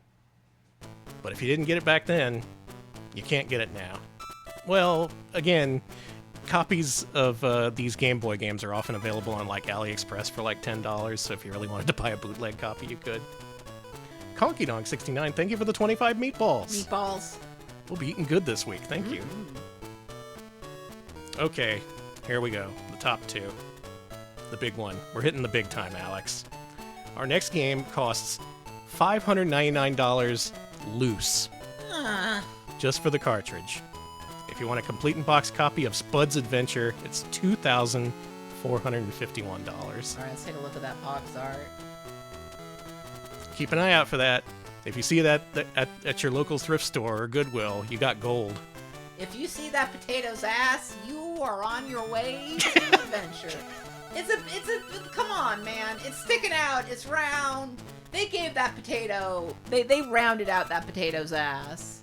Now, actually, this game is a follow-up to another Game Boy game called Quirk, the Amazing Tomato. He changed, species? I guess. That's not a species. What is it? Chad, what do you call a vegetable? He changed organic compounds. Yeah, he changed organic compounds. There you go. So this is an Atlas game, and they famously have underprinted their games. And this game is pretty good, is the problem. Wait, no, I was thinking of a different game. This game is not good. This takes place in the same series as Quirk, but it's an RPG spin-off, believe it or not. Species is a living being, okay. And plants have species, because plants are alive. A cultivar, that could be what I'm thinking of. Oh, yes, a cultivar. So we sent out our carrot warriors, we sent out our tomato warriors, but then Spud the Wanderer comes in. Okay. He's gonna get shit done. So in Japan, this series is known as Puzzle Boy. Over here, it was known as Quark, or Tater, Spud's Adventure. I guess his name is Spud. Spud's Adventure. And like a few games we've seen tonight, this is an overhead view action RPG. Waiting for the return of Arnie Eggplant. Also like Great Greed has a strange vegetable theme to it. So any game that is an action RPG for Game Boy that has vegetable theming, you can probably make a good guess that it's going to be worth a lot of money in the future. Bonus Lizard, thank you so much for the raid. Hey, Bonus Lizard, thanks for the raid. Hope the Diojo attempts went well. That game looks like hell to me. We're playing really rare and expensive Game Boy games here tonight. This game goes for like $2,400 complete in box. I don't like that. Well, I mean, look at it. It's like Jack Bros, but with a potato. You know? It's worth a lot of lettuce. I didn't say that, though. Someone else said that. Thank you, Ronnie. Very good. Very much in the spirit of the stream. There's something here. This is an okay game. You can enjoy it if you want. It has some depth to it. And if you want to play a game where you're a potato, you don't have many choices. Glad you made it. Foolish child potato. Oh, man. Is that a potato bug? No PB's getting more consistent. Nice. Keep at it. I've been wanting to play shmups. I want to get into a Gradius soon. You need to. I really like Gradius 5. I think things would get better for everything if you got into Gradius. Everything? Is that everything? It's all on your shoulders. That's what's holding the world back right now. Me not being into shmups yet. Oh, and check it out. There's block pushing puzzles too. Nice, nice. Which is actually a common theme with the Tater franchise. Alright, I've been dancing around it, but the Amazing Tater actually does have a franchise. Started off as Quirk, then you get this spin-off, and it finally culminates in tonight's rarest and most expensive US-released Game Boy game. Folks, let me introduce you to Amazing Tater. Let's take a look. Let's see what his ass looks like. Oh, you can't see. Yeah, no ass in this one, sorry. This game, complete in box, is $4,176, as currently listed on pricecharting.com. That is the average price. You could pay more. This could go up in value. Right now, there's probably copies upwards of $5,000 out there, as far as I know. Loose copies, $503. Well, it's cheaper than Spud's Adventure Loose. It is cheaper than Spud's Adventure Loose, so if you just wanted the cartridge versions of these, maybe that's what you should go for. And this one is more in line with the rest of the series, which is basically a Sokoban-style puzzle game. But unlike Sokoban, it's fun. Sorry. I know I have my fringe opinions about Sokoban, but whatever they did with these, they actually did make them pretty fun to play. Still not entirely sold on the classic Sokoban itself, though. Yeah, I don't collect games either. I just buy smoothies. Who would collect games? What kind of person would dare deprive the Earth of its natural resources? I say sweating, surrounded by hundreds of video games. It's fine! Am I the baddies? I don't think you're the one making games cost $1 billion, but if you are, that's pretty funny. I'll take it. It's not evil. It's pretty funny. I screwed myself. There's a few games like this on Game Boy. Of course, the famous Boxel series. Of course, there's Quirk. Everyone does. I did it again! Everyone loves Quirk, the amazing tomato.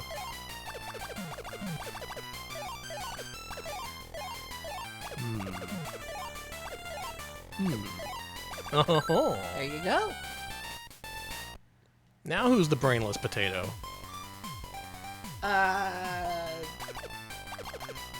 Not you.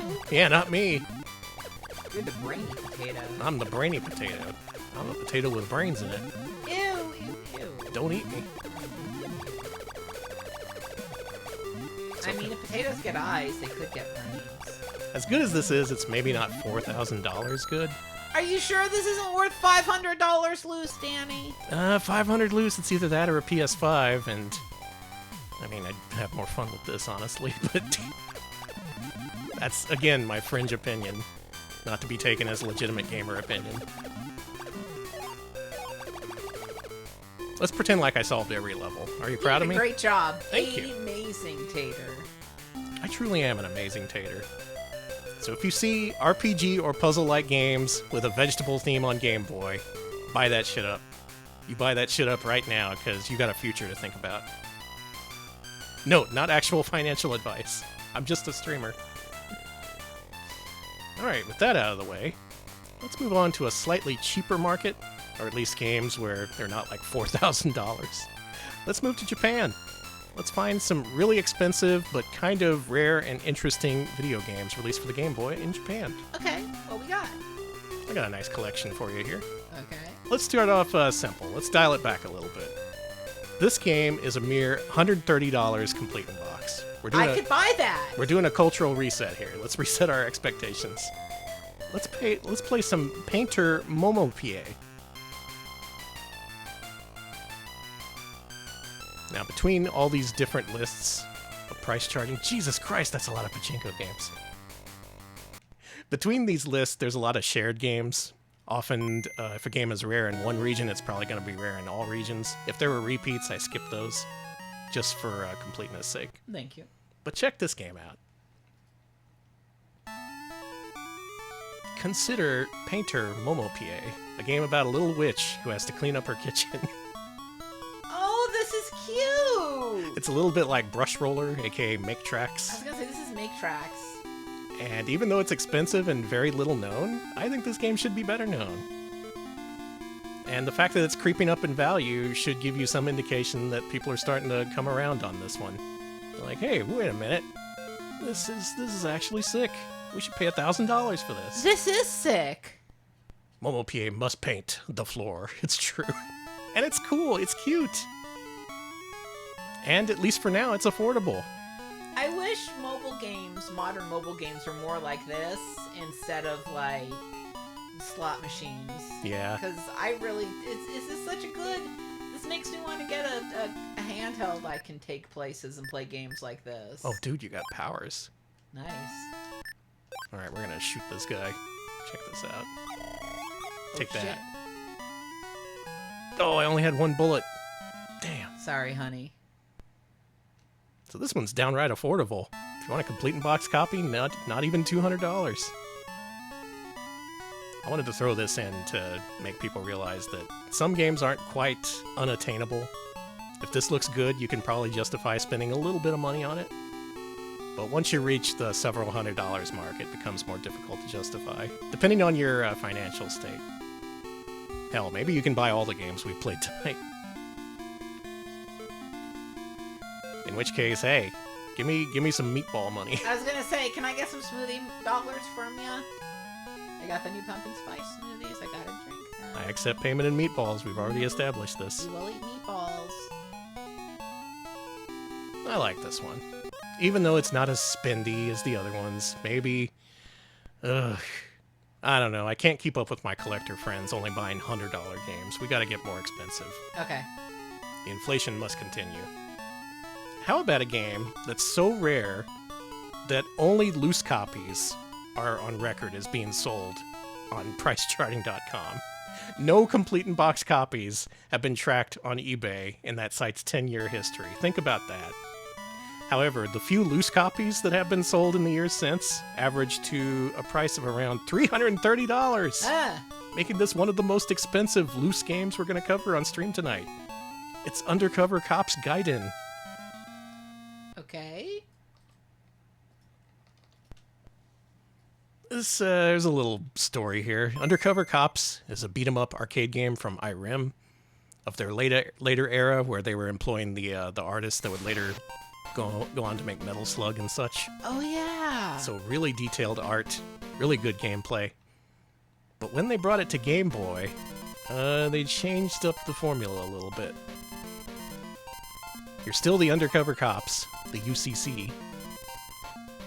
and you're fighting against DOS, the evil organization or something. Yeah, skip me ahead. MS-DOS is evil. Actually, no, it's not. I like it. What is this? A board game? It's a board game, RPG-style game, a spin-off in the Undercover Cops franchise, which otherwise has no other games in it other than the original arcade game. You use a slot machine to move around, or you can use items to determine, like, which spaces you go to. This is one of the more odd spin-offs I've ever seen. Often these games are pretty similar to their original forms. In the case of Avenging Spirit, it was just a straight-up port that was actually really good. But this, I think they decided there was no way they could port Undercover Cops, so they just made this strange board game, dice-rolling, slot machine-pulling RPG. Oh, I see. You're picking which number it can go up to. And make no mistake, there's no shortage of these here in Japan. They love board games, especially Sugoroku-style board games. Mm-hmm. The game of life, Jinsei game. It's its own damn genre over there. Kind of Sonic Shuffle with it, yeah. A little bit Sonic Shuffle with it. Is this what Undercover Cops fans wanted? Well, that raises the question of, did Undercover Cops fans exist? In which case, I don't know what to tell you. This guy looks like a jackass, I'm sorry. There's a fan translation of this, nice. Oh, nice, that's good. But yeah, only loose copies being on record as being sold is some indication that this is, like, hyper rare. Like, you can't even get a box copy, even if you have all the money in the world. Think about that. Again, if I had all the money in the world, I want to collect games. I would just buy the smoothies. You would just buy, like, cruise ships. God, no! And sink them. That's even worse for the environment! But it's fun. So yeah, this isn't this isn't a lot like Undercover Cops at all. But it is something, and if you wanted more out of the series, this is all you got. There was also a Super Nintendo version that was going to be released over here, but they canceled that. You can get that. That's just a port of the arcade version, if you like. Oh, finally, we have a battle. Makaku. Oh my god, it's turn-based. It's turn-based. And card-based. Your favorite. I know you love cards. 4. Aha, you had a mere 3, whereas I had 4. Arms? Chest? Dick? Alright, we're going with the dick. Going with the dick. We're fighting with our dick. And I choose 2. Alex, this is incomprehensible. It's kind of sick. Why did they make this? Of all things, to make an Undercover Cops follow-up that's like this, and then release like 5 copies of it. And they made this for the gamers. They made it for the gamers, for sure. If you're a gamer, you understand. It's quite a weird one. It's got some nice art to it. Not so sure about the gameplay. But, again, if you happen to see a copy out there at your local Goodwill, which you definitely will, You definitely will. you gotta pick up a copy of Undercover Cops Gaiden. Alright, now we're getting back into it. We're getting back into the games I can sink my teeth into. These kind of games I can light my cigars with. Danny,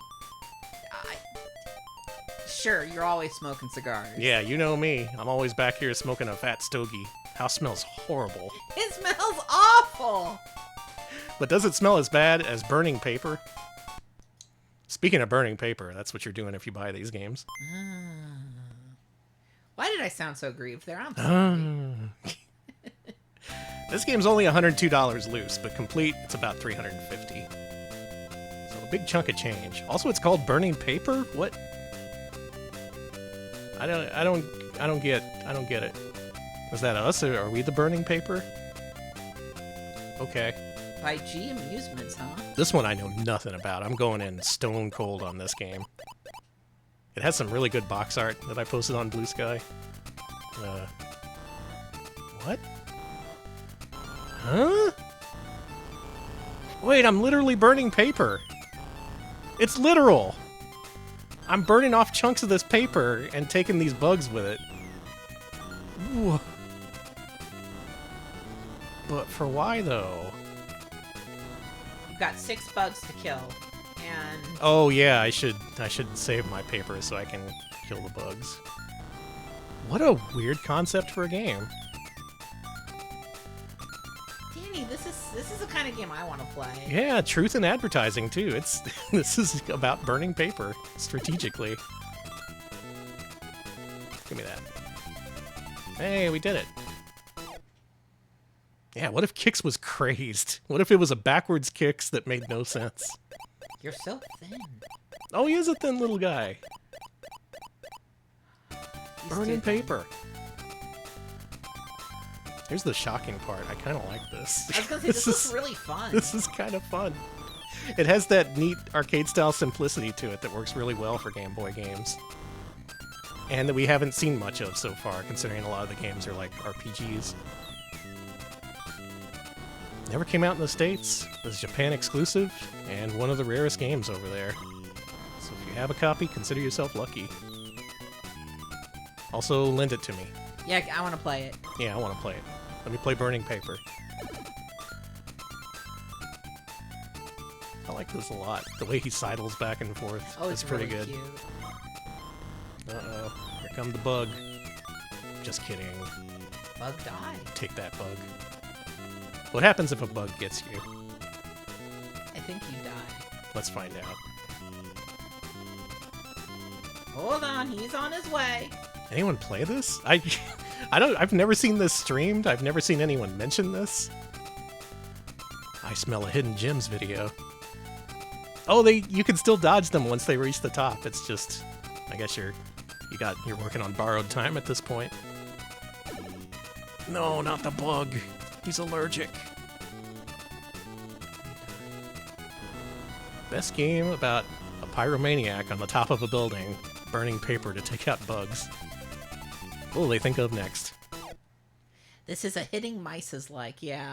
A little bit. Finally, speaking in language I can understand. Not too bad, not too bad. A mere $349 complete. I'd pay that. Would you?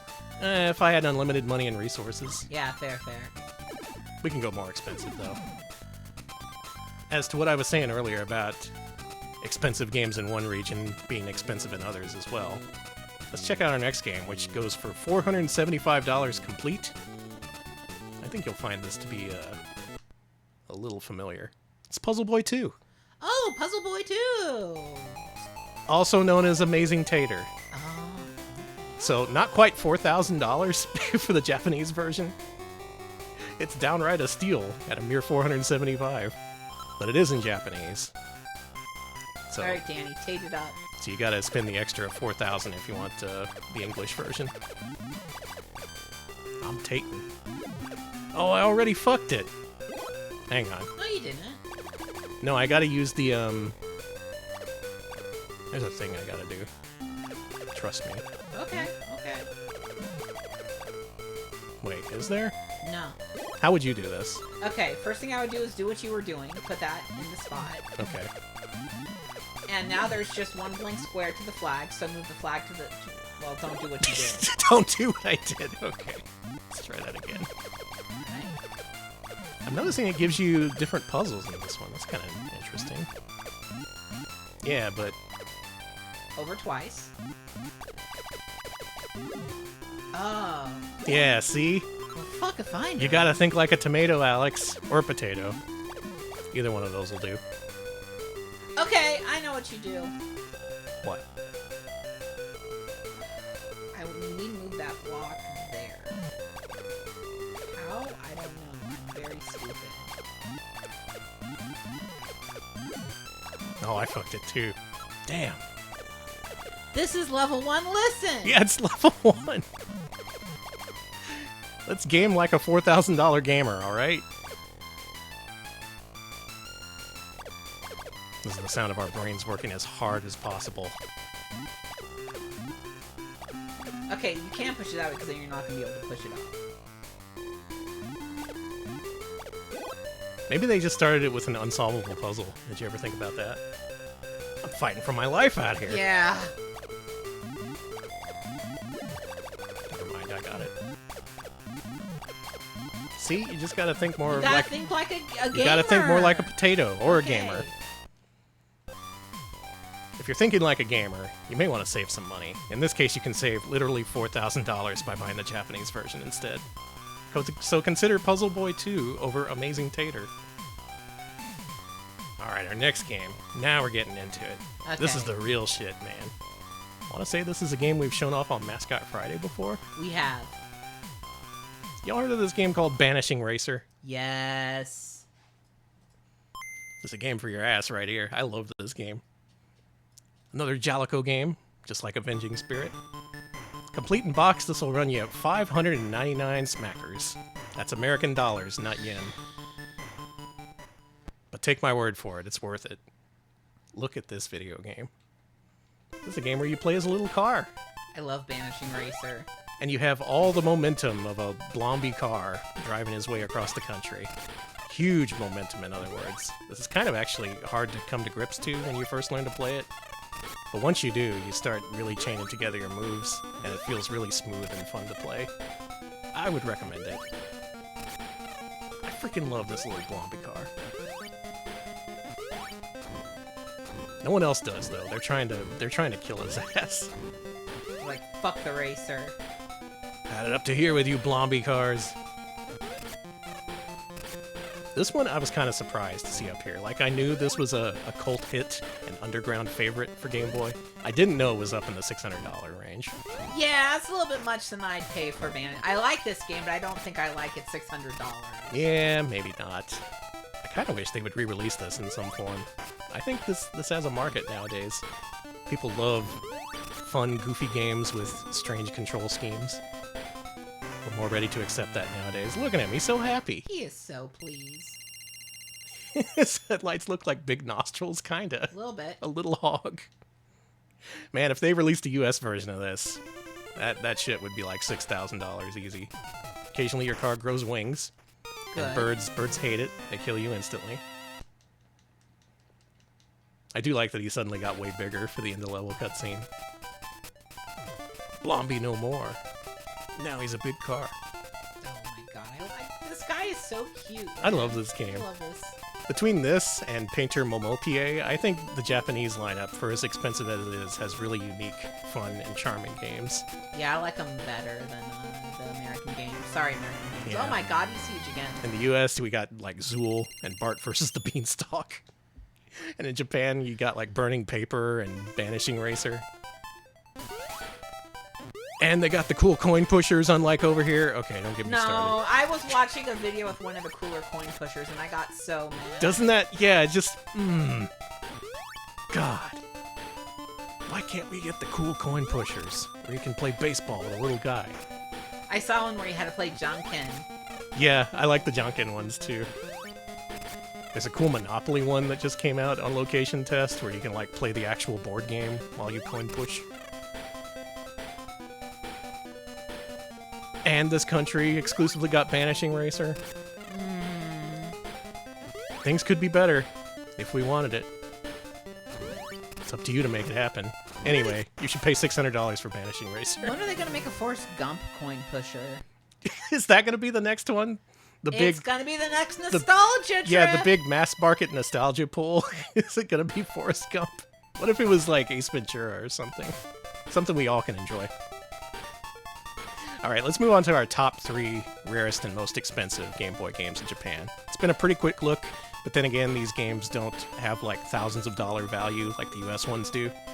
That's going to change really soon though, because our next game is Trip World. And holy shit, if you have not seen Trip World, you're missing out. This one I think also got a re-release thanks to limited run games, so maybe you can buy a cheaper copy of it.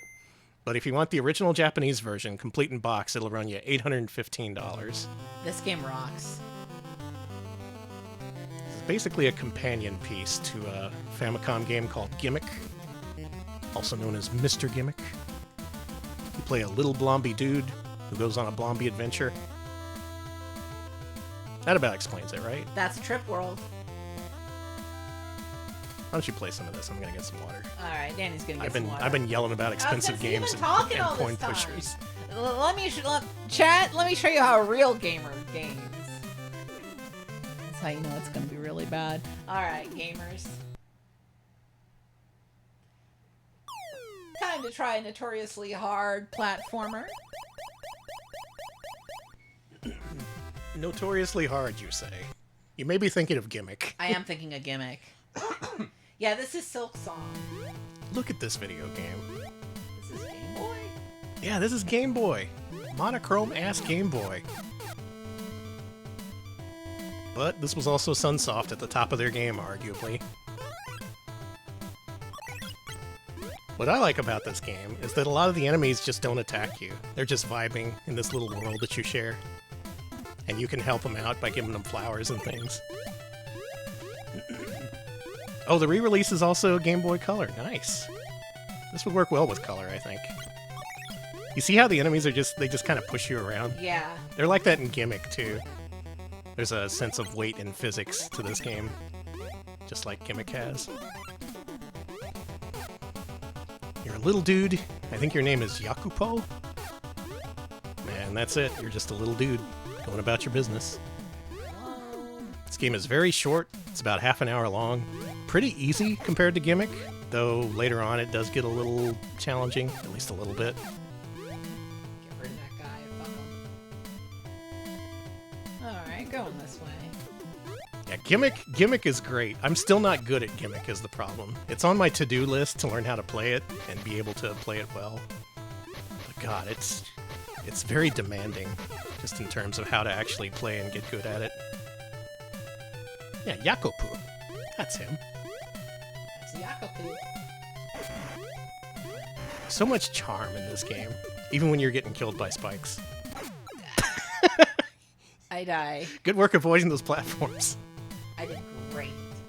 The character's name is Yakopu, which might be a corruption of Jacob. Oh my god. Maybe so. The thing is, when the momentum starts going down, you can't jump. So you have to jump before the platforms start to fall. Mm-hmm. Oh right, he's also in Galaxy Fight. Yeah. Man, that's a weird one. I don't know how to do it. I'm just... Alex, we gotta do 1 second matches in Galaxy Fight.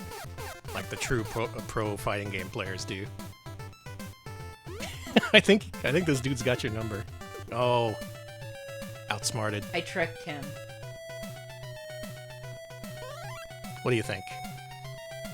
Uh-oh, I turned into a fish, and I died.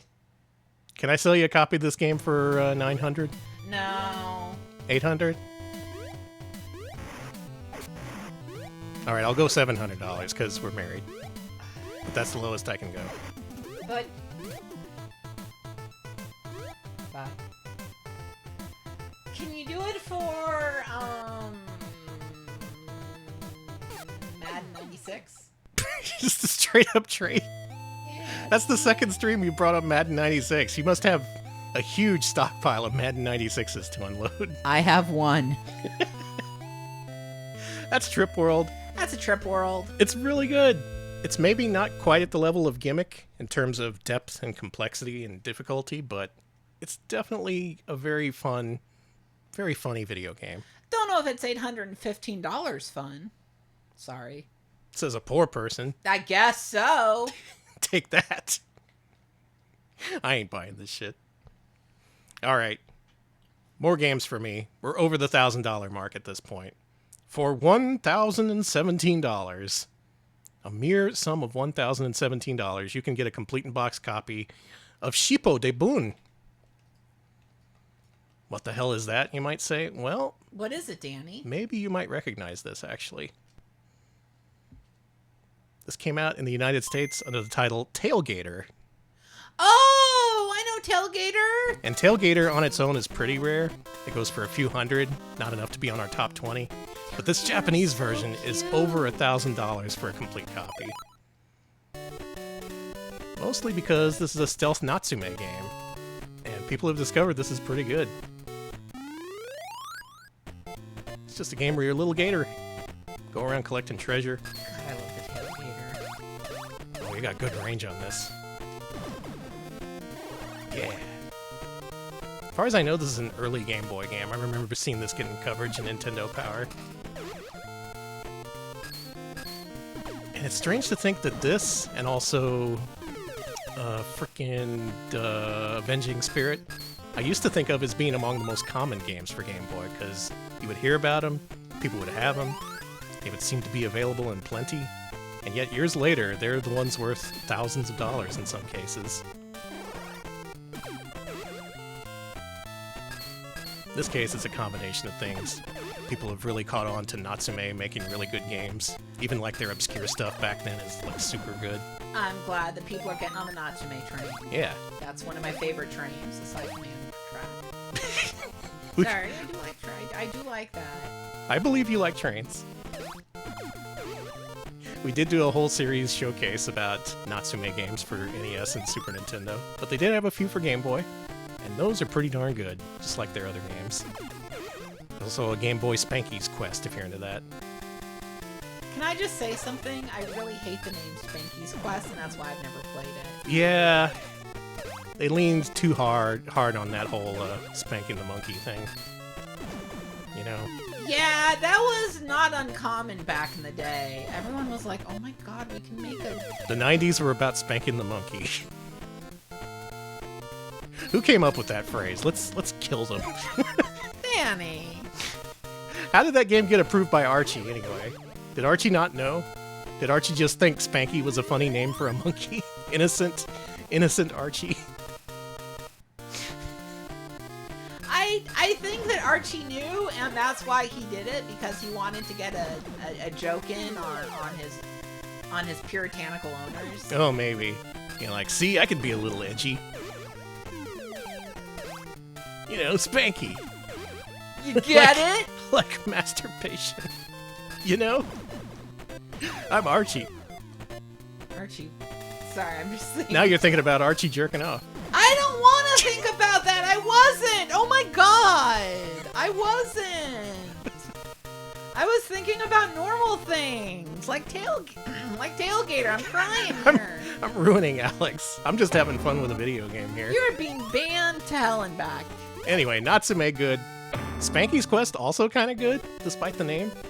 And Tailgator, definitely worth it, if you can find a copy. You're probably not going to find an affordable copy of Shippo de Boon, though. It's quite a tale. Boo. Thank you for all the bans.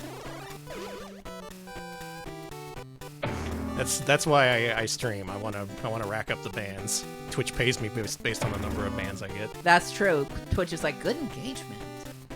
Well, Alex, would you believe that we're already at the end of our Japan segment? We're about to play the most expensive Game Boy game to be released in Japan. Okay, what was it? This game, according to PriceCharting.com, as of the week of 9/15/25, you can get a copy of this game for around $1,999. No. You say no quickly. You haven't seen the game yet. All right, let's take a look. All right, it's a shooter of some sort. Oh, T&E Soft. I see why it's worth so much money. This is Chikyu Kaiho Gun ZAS, or ZAS, perhaps. Okay. Keep that box art in mind. Okay, just showing it off again. It's by our golfing buddies at T&E Soft, the Hydlide creators themselves. And here they have the rarest and most expensive Game Boy game to be released in Japan, according to Price Charting. Oh my god. Oh no, we may not be able to play much of this. So, some Game Boy games use flickering to simulate, transparency or some sort of effect. This is a shoot-'em-up. People tend to prize their shoot-'em-ups and give them premium prices on the secondary hand market. This one's neat. You can have your little sides out to give you more firepower, or you can call them in for a more concentrated fire. I'm just describing it as much as I can because I have a feeling we're going to cut this off in a second. Yeah. Probably looks way better on an original Game Boy screen, to be fair. If someone re-released this, they might fix this flickering problem. But back then, this wasn't a problem. It was a feature. It was something that made your game look cool on the Game Boy.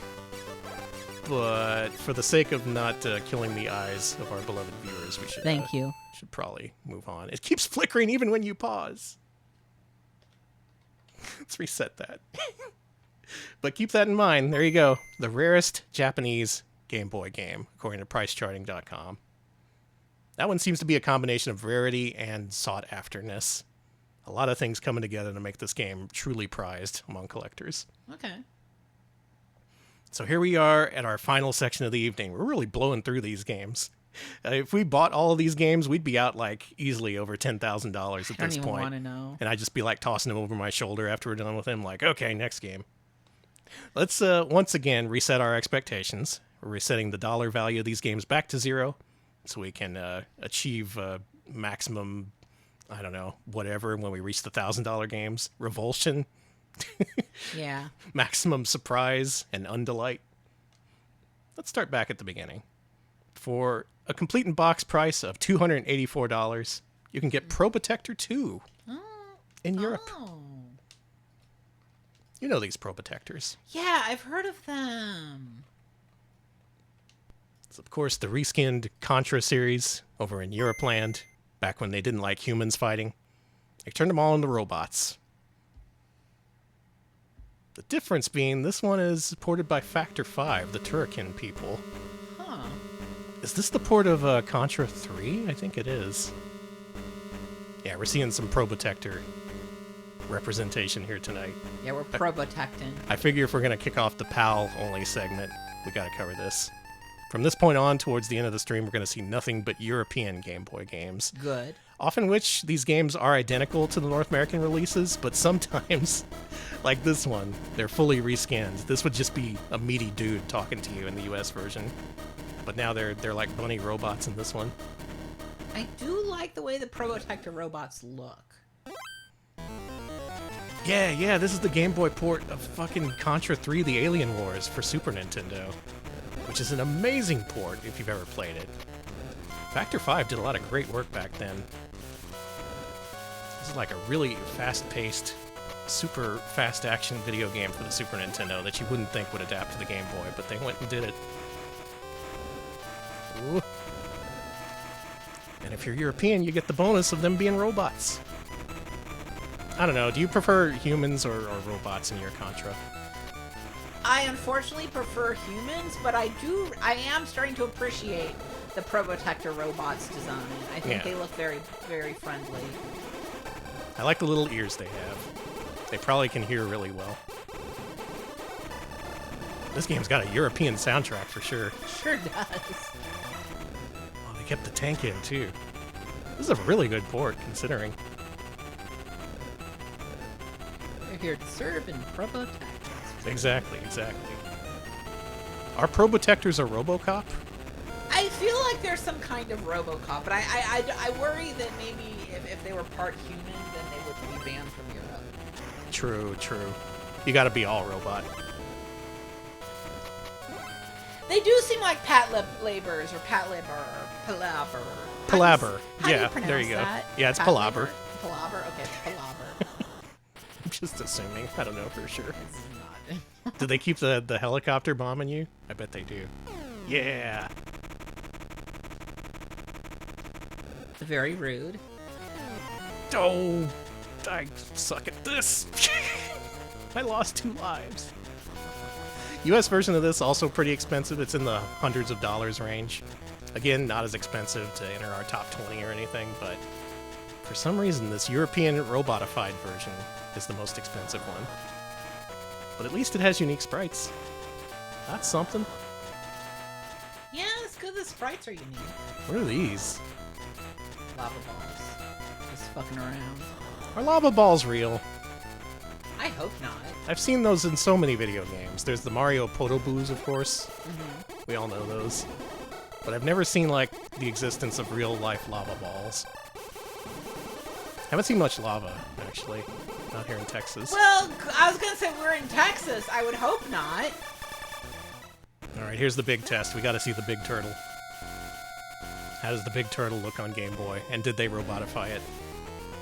Oh, he's certainly turtly enough for the Turtle Club. Oh, he's huge! Nice! That is a big-ass turtle. He still bounces.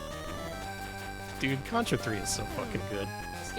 Even if you play it on Game Boy, this is like some premium gaming. kicked his ass. Take that, turtle. Damn, what a cool robot. Very cool. Probotector 2. Pretty expensive, but also still pretty affordable. I guess $284 complete Well, box. relatively. We were talking about games that were $4,000. Yeah, true. Well, if you're still looking to spend, say, $322 for a complete in-box copy of a video game, and I know you are, let's check out Starhawk.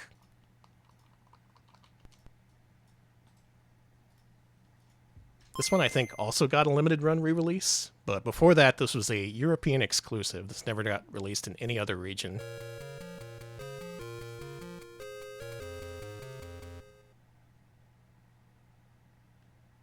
Not much software. Danny. Sorry. Let's play. It's a shmup, so therefore it should go for $1 billion. It's got some nice parallax effects, actually. I didn't like the sperm attacking. No? No, I don't like that. What about these eyeballs? That's fine. Okay. I think I saw Dino play this a while back. This seemed pretty great, actually. I had no idea at the time this was a $100s worth game. But also I can understand. Would you pay $100s worth for this? I would not pay $100s worth for this. I'm very economically minded nowadays. I don't buy shit. God, same here. I wouldn't buy groceries unless I had to. Stupid having to eat. The money I would have spent on boutique video games are now spent. The dollars I would have spent are now spent on hot dogs. I was gonna say food. Hot dogs are a food. They are good food, yeah. I've been eating a lot of... My new thing is I make my own dressing now. Oh, fancy. Yeah, I make fat-free dressing out of fat-free Greek yogurt, and then I put in the ingredients for ranch. Those are sperms. Yeah, they are. Continue. And then I have a 13 gram of protein salad dressing. Wow, that's the way to do it. Yeah, no, it's really great. And the thing is, like, since you can add oil to make it as fatty or not fatty as you want, you can just pour that shit all over your goddamn greens. You don't gotta worry. And the money you save by not buying that at the store? Yeah. You could buy copies of Amazing Tater. Great job, Alex! You've solved our financial crisis. Just get into Greek yogurt, Danny. I know you and your lactose intolerance will love that. All right, clear out room in the fridge. I'm filling it with copies of Amazing Tater. Good. Gotta keep it cool. Keep it safe. Anyway, this game's alright. It's a Euro shmup. Apparently pretty good from what I saw Dino play of it. Is it worth $349? Is it? Is it worth $322? That was the original price I quoted. Well, look at this. I think this guy looks sick. That's worth another $50 at least. We no longer have the pudding, folks. The pudding, it's done. It's The gone. pudding, we did not move with us. The pudding crisis is over. We go through many crises here at Retro Pals HQ. Mostly because I buy pudding in bulk and forget about it. But that specific chapter of pudding is over, at least until they put pudding on sale again. Hey, if you buy pudding again, please just buy one case. I thought, never mind what I thought. It's No, it's good. this is past us now. I no longer need to be known as the pudding guy. We're past this now. Starhawk. It's good. It's good. Check it out, why don't you? If you're looking to spend a little more, though, maybe you could spend upwards of $349 for a complete in-box copy of Itchy and Scratchy Mini Golf Madness. Somehow way more expensive than the US version, even though the US version is also far up there. I think it's called like Simpsons Itchy and Scratchy. Yeah, here it is. Now you think Itchy and Scratchy, of course you think mini golf. Always. And that's what they gave you here on Game Boy. Again, like, there's so much to work with in this series. Instead we get Bart and the Beanstalk, Itchy and Scratchy mini golf. Are you people crazy? Whatever. It's Beam software. Stand next to the ball. Press up on the control pad. Hey kids, putt the ball. Thanks, Krusty. And what? Huh? Huh? Huh? Grim furry tales, huh? We The par is 16. Have fun, Danny. had to sell most of Bart. That's a real kabunga Bart. Alright, here we are. Itchy and Scratchy Mini Golf. This is a game where you were Scratchy, I think. Who's this? I think that's Humpty Dumpty. It's Humpty Dumpty. Oh. Okay. I've never actually played this. I'm seeing this for the first time. There's Itchy. Oh. So it's a game that combines action with golfing. Ew, oh, man. He chopped you right in half. He sure did. You only got one swing left on your bat.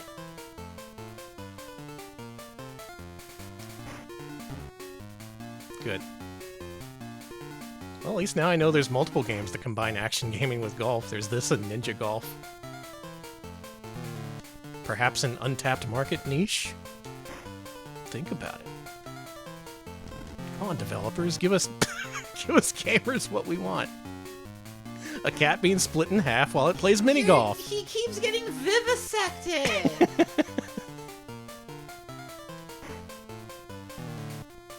Again, though, you should probably buy the US version instead of the European version. Like, okay, we can't have you killing evil people in Contra, fine. But you can chop Itchy and you can get chopped in half and your guts and everything, and that's okay? Yeah, it's fine. God. This is psycho, Alex. This is psychotic gaming. Maybe this game deserves to be rare. This is like a nightmare that people, like, make rumors about at school. And then I got cut in half and you can see my guts. Yeah, old lion. Yeah, my dad, who works at Nintendo, told me there was this game where there's, like, blood and guts and you play mini golf. It's, like, really twisted. No! I didn't want it to go that way! Itchy, Scratchy. Then he laughs at you, that's the worst part. They were on something when they were making these Simpsons games. I don't know what it was. At least this one has mini golf in it. Christ. What did they say the par was? 16, which you're at. Well... This is a diarrhea dump. This might be a diarrhea dump. Fucking... Ah. I do not want some of what they were smoking. Well, they made an Itchy and Scratchy mini golf game, and if you want to overpay for it, you can buy the European version. Doesn't that sound like a good value? Suddenly Amazing Tater ain't seeming so bad, is it? Yeah, I need that tater bad. Here's something you may be into. This is another European exclusive. Mm-hmm. For a mere $626 complete, you can get a copy of Lingo. Okay. I think you're going to like this one. Europe exclusive. You got to import this one. And it ain't going to come cheap. Valtron. Based on the TV program, Okay. which is just Wordle. Wordle ripped this off. Oh, cool! So that means you get Wordle on Game Boy, years before Wordle was a thing. It's Lingo. Chat, it's Lingo. Strange mix of games get get the premium treatment. Of course, there's shmups and RPGs and stuff from established developers. Like, those you would expect to be rare and expensive, right? But this random-ass puzzle game based on a European game show? They all look amazing. Who should we be? I like that guy. This one? Yeah. I like that all their faces have melted. Ah, melty-faced Lingo. Okay, I'm choosing. Team 2, are you gonna choose? Are you just gonna... Okay, here we go. Round 1 Lingo. David Lynch's The Brady Bunch. Oh, they're even worse now. I don't like them, Danny.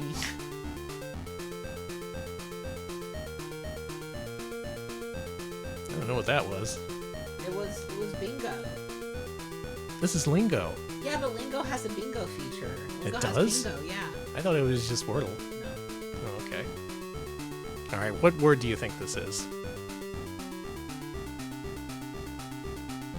Great. I was actually thinking great. We'd make a good team. No, Red? it's spelled... I pushed the button on A. Come on. You all heard... Whatever. I know how to spell. Fuck. Gret greed. Oh, okay. So the G and the R are in the right place. How about this? This is the power play. That's the Texas power play. Mm-hmm. Okay, so we got GRA. Grail. Grail. Oh, good thinking. I bet you it's Grail.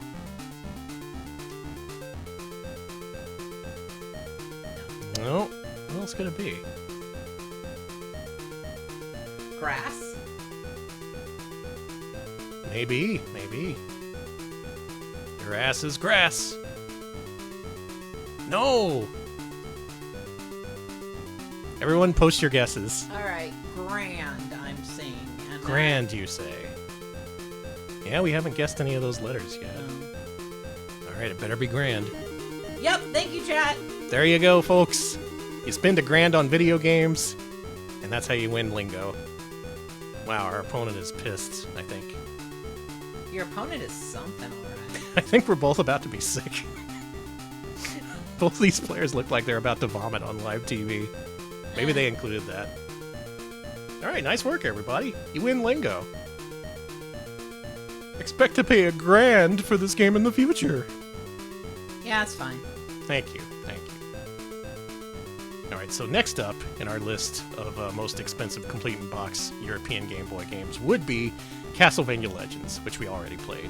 In Europland, that'll run you $710 for a complete-in-box copy. Yeesh. Even more expensive than that, though. At $732 for a complete-in-box copy. God damn it, I can't believe we're actually having to play this again. It's Aggro-Sore. Alex, the last time we played this game, I swore it would be the last time we would ever show this off on stream. We've seen every single port, every single edition of this game, because of one beloved viewer who kept submitting different ports of this for the patron request gauntlet. Let's see how familiar this game looks. Maybe you don't know it from the title screen. Why don't we just start this up? And then you can see, oh, it's this fucking game that we can't get away from. We play this like every stream. This has been featured like 12 or 13 times on the RetroPal stream. We're back, A Dinosaur Story. When we played that for Mascot Friday, we legit forgot it was this game. Because this game is so easily forgettable. We've played this game so much, I got edited into the game. Yes, someone made a ROM hack that put Alex into this game. You would think this is our favorite game, but no. It is just the beloathed Game Boy port of Baby T-Rex, aka Radical Rex, aka Bampsy, aka Ed the Duck, aka a few more games that I've even forgotten at this point. And this is quite expensive. This German-exclusive Game Boy game will run you $732 for a complete-in-box copy. Baby T-Rex, also very expensive, at $540 for a complete-in-box copy. And the other version, Bamsy, is $334 for a complete-in-box copy. Alright, so Bamsy is going to be your best bet. Yeah, if you want to save money and you absolutely need a copy of this game, I guess buy Radical Rex, the US version, but you can also buy Bamsy for a mere $334, and you can't pay me to play more than one more second of this game. I can't believe... I really thought we had no reason to show this off ever again, yet here it is, back on our screens. Oh, this is from Australia. Okay. I thought that was an Australian character. I think, it's Australian developed. Wait, no, the character is also Australian, you're right. Christ. That's still too much money for Aggro-Sore in Europe. Next few games on our list we've actually shown off before, so I'll just list those off for completeness' sake. European Mega Man 4 runs you $756 for a complete in-box copy.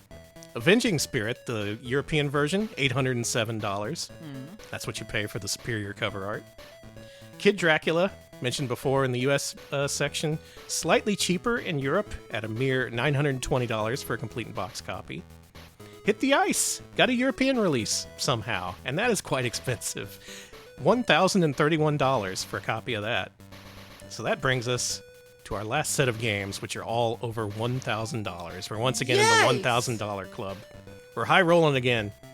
We were back in the gutter with these simple $100 and $200 games, but now we're back in the business. It's good to be here. Okay. Our next game is $1,055 for a complete in-box copy. But hang on. It's a Taito game, all right? You pay extra for Taito. We all know this. And you pay extra for a game that's not in here because it's identical to the US version, I assume. So let's play the US version of Super Chase HQ. Yeah, Pyramid Intruder for Game Boy. Christ, I wish. That would be awesome. Super Chase HQ. Pretty late release from Taito here in 1994. I have not played this. Let's check this out. Okay. I can only assume this is going to be a lot like the arcade version. That being Chase HQ. I can't buy shit. Let's just go. Urgent message. This is Nancy at Chase HQ. Hey, Nancy. The suspects who robbed the jewelry store are on the loose. On the loose? Enemy data. Appears to be some sort of car. Mm-hmm. Okay, let's go. Now, how good can Chase HQ look on the old Game Boy? Well, you know, Not bad. I have seen worse. Chase HQ famously got a very good port for the ZX Spectrum of all things, so maybe you could also port it to Game Boy.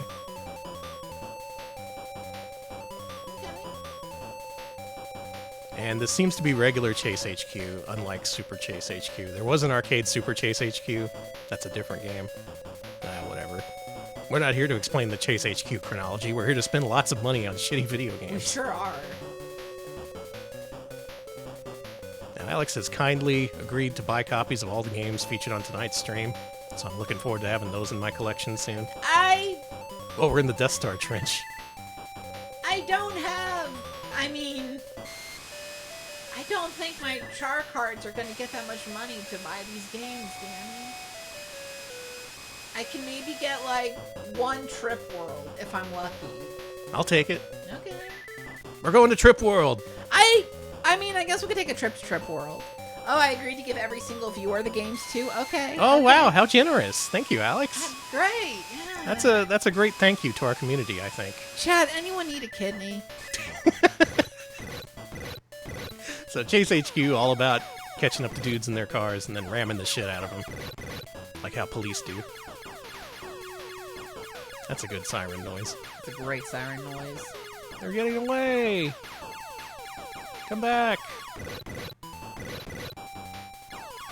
This is maybe not the best Chase HQ I've played. It's about on par with the Famicom one. But what do you expect for $1,000? Gotcha! Gotcha, you got his ass. We sure did. Nice. Nicely done. Now here's a surprise. Next couple of games we're not going to play because they were in the other sections of our program. But believe it or not, there was a European version of Trip World. Did you know this? I legit thought this was a Japanese exclusive. If you asked me just like the other day if it was a Japanese exclusive, I'd be like, yeah, I wouldn't even look it up.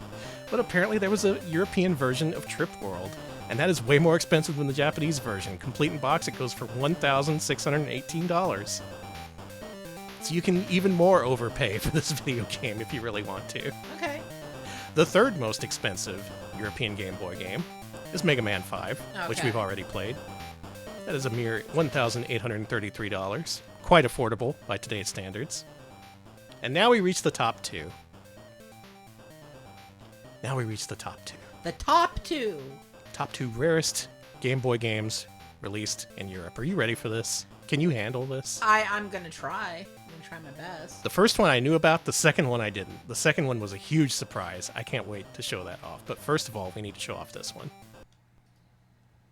Hammer and Harry! Hammer and Harry, Ghost Building Company. Complete in box, averages a price of $1,883. Quite a price to pay for old Harry here. Look at him. Look at those jeans. They're so well rendered. Yeah, isn't that cover art amazing? This and the NES version were scheduled to be released in the US, but both of those were canceled. Instead, Europe got this. Did they get the NES one?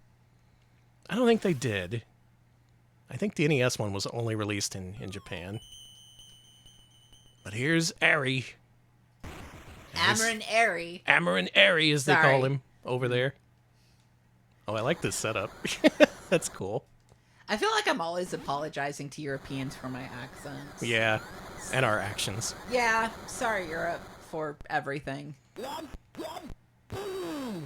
I kept the voice clip. So this came out in arcades, along with some other systems in Japan. This is a game where you're a construction worker, and someone took down your building, and you're pissed as hell. So you gotta go bonk them with your big-ass hammer. In Japan, this is known as Daiku no Ginsan, and it's a way bigger series over there than it was in anywhere else in the world. A while back, we covered another Game Boy game in this series, which was regarded as one of Famitsu's worst-rated games. That was the pachinko version of Hammer and Harry. Oh yeah, and it was bad. It was really obscure and really bad. Okay, the NES Hammer and Harry did get a PAL version. Okay. Did it? Okay, that must be super rare, too. Chat, Danny, you've missed the entire conversation in chat about the Canadian kids show host called Snit, haven't you? Snit? You need to see what Snit looks like. See this purple thing over here with the teeth? That's Snit? That's Snit. Do you like Snit? I like him. Wait, do? what's the opposite of that? I hate him. I despise Snit. Folks, explain Snit. Explain Snit to me. Snit was a chewing gum covered TV of teeth. Cool. It's fine. Why are we wasting time with this construction guy when we could be engaging with media starring a teeth TV? That's what I'm asking. This game's okay. Neat little platformer. Somewhat like the arcade game, but it does enough different where it's basically its own thing. But one of its biggest claims to fame is, of course, its price nowadays. I'd imagine if this did get a US release, this would also be among the rarest released over here. But it being PAL exclusive further drove up the price. Of course you could get the Japanese version for not much at all. But then he's not called Hammer and Harry. No one knows Gensan, except for everyone who plays pachinko. Mm-hmm. But we all love Hammer and Harry. He's hammering. He's got a big old ball this time. Yeah. Truth in advertising. I like that they keep his own gear. He didn't localize it. Yeah, that's nice. We're good. We're good. We're fine. So this makes sense being this expensive. Yeah. It's from IRIM, a well-known and beloved publisher. This is a well-known and beloved series that just didn't get much play outside of Japan. So of course it would be kind of rare and expensive. And with that cover art, are you kidding me? How can you resist? Show it again, Alex. Look at those jeans. Look at those jeans. Can you resist? I can't resist. Let's buy 5 copies. Okay. So this makes sense being as expensive as it is. In some way. In some twisted way. According to the economics of the collecting world, it does make sense. But the most expensive Game Boy game ever released in Europe came as a complete shock to me. I could not believe it. Again, this was another case where if you asked me if this was released or not, I would have told you this was unreleased. This was featured in the Nintendo Giga Leak a while back, and I thought that was the first time it was ever available. Apparently that was just a US version that was canceled, but I saw that and I was like, okay, this unreleased video game finally got leaked. That's awesome. Turns out the entire time it got a very, very limited release in Europe, and I can't believe it. I can't believe that Europe got this game and we didn't. Alex, show them the cover art. It's Beethoven! The rarest European Game Boy game is fucking Beethoven. A game so obscure that I thought it was unreleased, but no, it turns out that they made 5 copies and released them in Europe, canceled the US version, and only Europeans get to enjoy the adventures of Beethoven the dog. So let's play this game that you can currently get for a price of around $2,120. This is a very expensive St. Bernard, Alex. Let's fucking enjoy the shit out of Beethoven. Beethoven's not worth the money. Are you sure you haven't played the game? Here, play the game. Oh, I gotta play, okay. Yeah, it's high-tech entertainment. I do love high tech. Unexpected development. You ain't kidding. This was an unexpected development. This shocked me. Did anyone know that this actually came out? Oh my god, Danny, you made this up. I legitimately thought this was an unreleased video game. I believed in my heart and soul, and I keep track of unreleased video games. I seek them out and dump them. Wow. Of all things, of all places, a Beethoven game released in Europeland. Yeah, they also made the port of The Getaway High Speed 2 for Game Boy, which is a hell of a thing. Your puppies have been captured and taken to the pound. You must get to the pound to rescue them. Fill up your mayhem meter in each level, and someone will call the dog catcher. After 4 reprieves, it is off to the pound. It's off to the pound with you. Get your mayhem by knocking out rivets. Get past the crane. Look at that slobber. Yeah, he slobbers. Knock out the worker for lots of mayhem. So in this one, it's like you're actually trying to cause problems. Yeah. You're probably more familiar with the Super Nintendo game, which is famously in those compilations that are all like worst games ever. But this is a unique Game Boy game where you get to play as Beethoven the dog. I'll go ahead and spoil what you do here. You can hold up and left or right to hold out your head, and you can use that to bump into those things. There you go. You can use Beethoven's hard noggin to knock out those rivets. I also like the fact that this game has you controlling a dog who is intent on causing mayhem in the world. I like that, yeah. Which is exactly what Beethoven did in the movies. In the Super Nintendo game, he's just after his puppies. Like, oh, I'm such a nice dog. No, he's not a nice dog. He's not a nice dog. He is a jackass of a dog. You saw how he treated Charles Grodin and Beethoven Second. Honestly embarrassing. Untitled dog game, pretty much. This got released. It is not a prototype that had to be recovered from Nintendo's secret servers. This literally got released in Europe, and no one told me. Beethoven, the asshole dog. There's a bootleg of the Super Nintendo one that turns it into 101 Dalmatians. That's cool. How do I kill? You're Beethoven. You don't kill, you cause mayhem.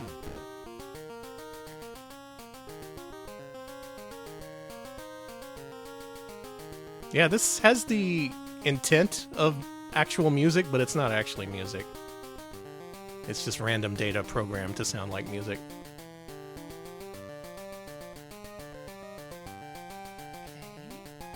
And this, more than anything else, is what blew my mind. Like, shmups for $4,000? Yeah, I understand it. Games from Atlas? Sure, go ahead. Obscure action RPGs? People love to overpay for RPGs. But a Beethoven-based game that only got a European release is the most shocking of them all, somehow. Danny, doing the head move while you're jumping is really hard. I think you can just hold it the entire time. Yeah. And also, that's accurate. It is hard to be a St. Bernard. Have you tried maneuvering one of those things? It fell on you. I died! You died like a man. You assumed a human form, and then you died.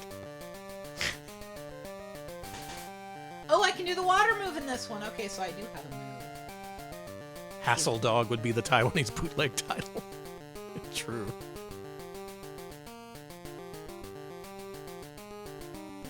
Yeah, but you see what I mean. Like, he stood up on his hind legs and then died. That didn't do anything to these guys. Well, why fucking bother? Let me go back and get that again. Yeah, there's a sopping wet dog mechanic. This game dials into what makes Beethoven special. And we didn't get it. It got unreleased over here. Can you believe that? No, I think that we live in a fallen world. Me too. And that if we got this game, the world would be a better place. There's crimes like this in the past that I wasn't even aware of, and now that I know about them, I'm even more enraged. Can't you hear my rage? You seem angry. Z-Dog would piss all over Beethoven, true. True. Probably literally. That dog had a piss move. Now, is it a real shame we didn't get this Beethoven game? Maybe not in terms of gameplay, but it's more like the principle of it. Die like a man, Beethoven. It's more of the principle, you know? We should have gotten this game. Alright, folks, based on what you've seen of the most expensive games released in all regions, which would be the one that you pay thousands of dollars for? Personally, I like the Tater games. I thought those were really fun. In terms of games being actually inventive and fun and something that might actually keep your attention for many hours, I think those games actually fit the bill. I'd want to check out Beethoven, maybe not for $2,000, but maybe for a couple of hundred. That is, if I had infinite money. Probotector 2 is a great one. That is an amazing game. Burning Paper I really liked. I was surprised about that one. Burning Paper kicked ass, Danny. There's, of course, the well-known ones like Trip World, and Sumo Fighter is somewhat more well-known nowadays. I don't know if I'd pay the price for Undercover Cops Gaiden. That was kind of weird. But definitely Tailgator I would want to check out, too. And that T&E soft shmup seemed like it had promise, if not for the incredible flickering. I couldn't get this core to play Super Game Boy borders. I tried that before stream, unfortunately. But the box does say this has Super Game Boy support. I really wonder what that looks like. Yeah, Painter Momo is also good. I would check that one out. That one is kind of affordable. No, Beethoven, no! Okay. That's fine. Alex, how does it feel to engage in premium gaming? I guess this is $1,000, $2,000 game. Yeah. We're gaming like kings. We're eating caviar, lobster, and playing Beethoven for Game Boy. Listen, Beethoven is the lobster of movie dogs. Exactly. That's what I've been saying all along. Finally, someone gets me. So when they make for the new Air Bud movie, are you gonna buy the mobile game that comes with it or whatever? Definitely not. I don't know if they'll have a mobile game, but it feels like something they would do, you know? They got to make a Super Nintendo cartridge. You're gonna have to that. gotcha spin for all the Air Buddies. Beethoven? Who said Beethoven? Okay, thank you, Scarlet. Is that how we update Beethoven for a modern audience? We make him Yeah. gay? Well, fine. Let's do it. Let's hire a gay dog. We got to be authentic. Okay, that's true. And we'll make millions of dollars. Thank you for the free idea. There you go, the rarest games in all regions for the Game Boy. To recap, the rarest US release is Amazing Tater at $4,176. Rarest in Japan is Chikyu Kaihogun ZAS at $2,000. And the rarest in PAL Land is Beethoven for $2,120. Somehow more expensive than that T&E soft shmup. Incredible. What a world we live in. What a world. And that's it. We're done. Hopefully I've introduced you to a couple of games that you can at least try out. Maybe you realize that even though a game is incredibly expensive, it's not necessarily worth playing. But also, it helps to highlight games that you may not have otherwise given any attention to. It's because collectors and YouTubers highlight these games as being like, no, this is actually good, you should check it out. That's why these games go up in price sometimes. And that sucks if you're looking for an original copy. But if you're just looking for something fun to play, check them out. And laugh all the way to the bank when you don't spend $2,000 on Beethoven for Game Boy. Oh, I missed this earlier. Thank you for the bits, Carbutory. The most I've ever paid for a video game on the secondary market, $20. Damn, that's not bad. No, I don't pay a lot for video games. I've paid a lot. That's fine. There's been some games where it's like, okay, this is $100 now, but it's going to be $500 in the future, and I've done that. And I've gotten $500 in the future. Oh, good. I wish I could go back in the past and just buy a shit ton of video games. Same. That's what I would do with the time machine. Sorry about all the good stuff I'm supposed to do. Yeah, that would be the best use of my time, I think. Yeah. But that concludes our look at rare and expensive Game Boy games. Thank you for watching. Please go in peace. We're done. Special thanks to Fish Dude. Thank you, Fish Dude. No longer in the top 10 rarest Game Boy games for the United States. This list is constantly evolving as people discover more games and find out, oh yeah, they didn't make many copies of these. And it's full of surprises like Beethoven. I'm glad we got the chance to experience this thing, and I'm glad I got the chance to put together this list and find some new games that I'm interested in checking out more fully. Thank you to our patrons for voting to make sure that this was this week's showcase theme. It was because they voted the way they did that you saw the deranged lineup that you just saw. So if you want to join our club, head to patreon.com/retropals, get into the $5 tier, and you can vote to decide what we play every Wednesday. Next week, I got something special planned. It's September, as they mention, and I'm thinking of leaning into it with something more mainstream. So get ready for us to turn into the mainstream pals next week. Get a sneak preview of that on Patreon when we upload our new poll on Friday. Ooh. All right, Alex, wrap us up. I'll look for a raid target. We are also on YouTube, youtube.com/retropals. We post full-length highlights of our streams there. Latest one is our introductory look at Laser Active. Do you know Laser Active is emulatable? Well, some of it is, and we have played some of it. So if you want to see what the incredibly failed but kind of intriguing Laser Active system is like, take a peek at our latest YouTube highlight. Also have a Discord. You can join our Discord to chat about games, chat about your pets, chat about food, chat about media, chat about all kinds of stuff, even chat about us. Crazy. So do give our Discord a follow if that sounds intriguing to you. And I'm intrigued. You are! Last but not least, we are on Blue Sky, retropals.busky.social. Follow us on Blue Sky to find out when we go live, when we got new videos up on YouTube, and all the RetroPals news you can use. Thank you, Alex. You're welcome. Folks, it turns out today is a national holiday. Yeah. It's Chubo's birthday. Damn, happy birthday! The person who introduced all of America to Biffo the Bear and all such delights from European comics. Love Chubo's stream. Love to see him streaming. Love to see him reading through Biffo comics, which Yeah, it seems same. like he's doing that right about now. So if you wanna make me happy, go to the Chubo stream and say happy birthday, Chubo, and go watch some cool stuff. All right, we're done. We're out of here. Thanks for watching. We'll see you later. Bye bye. See ya, folks.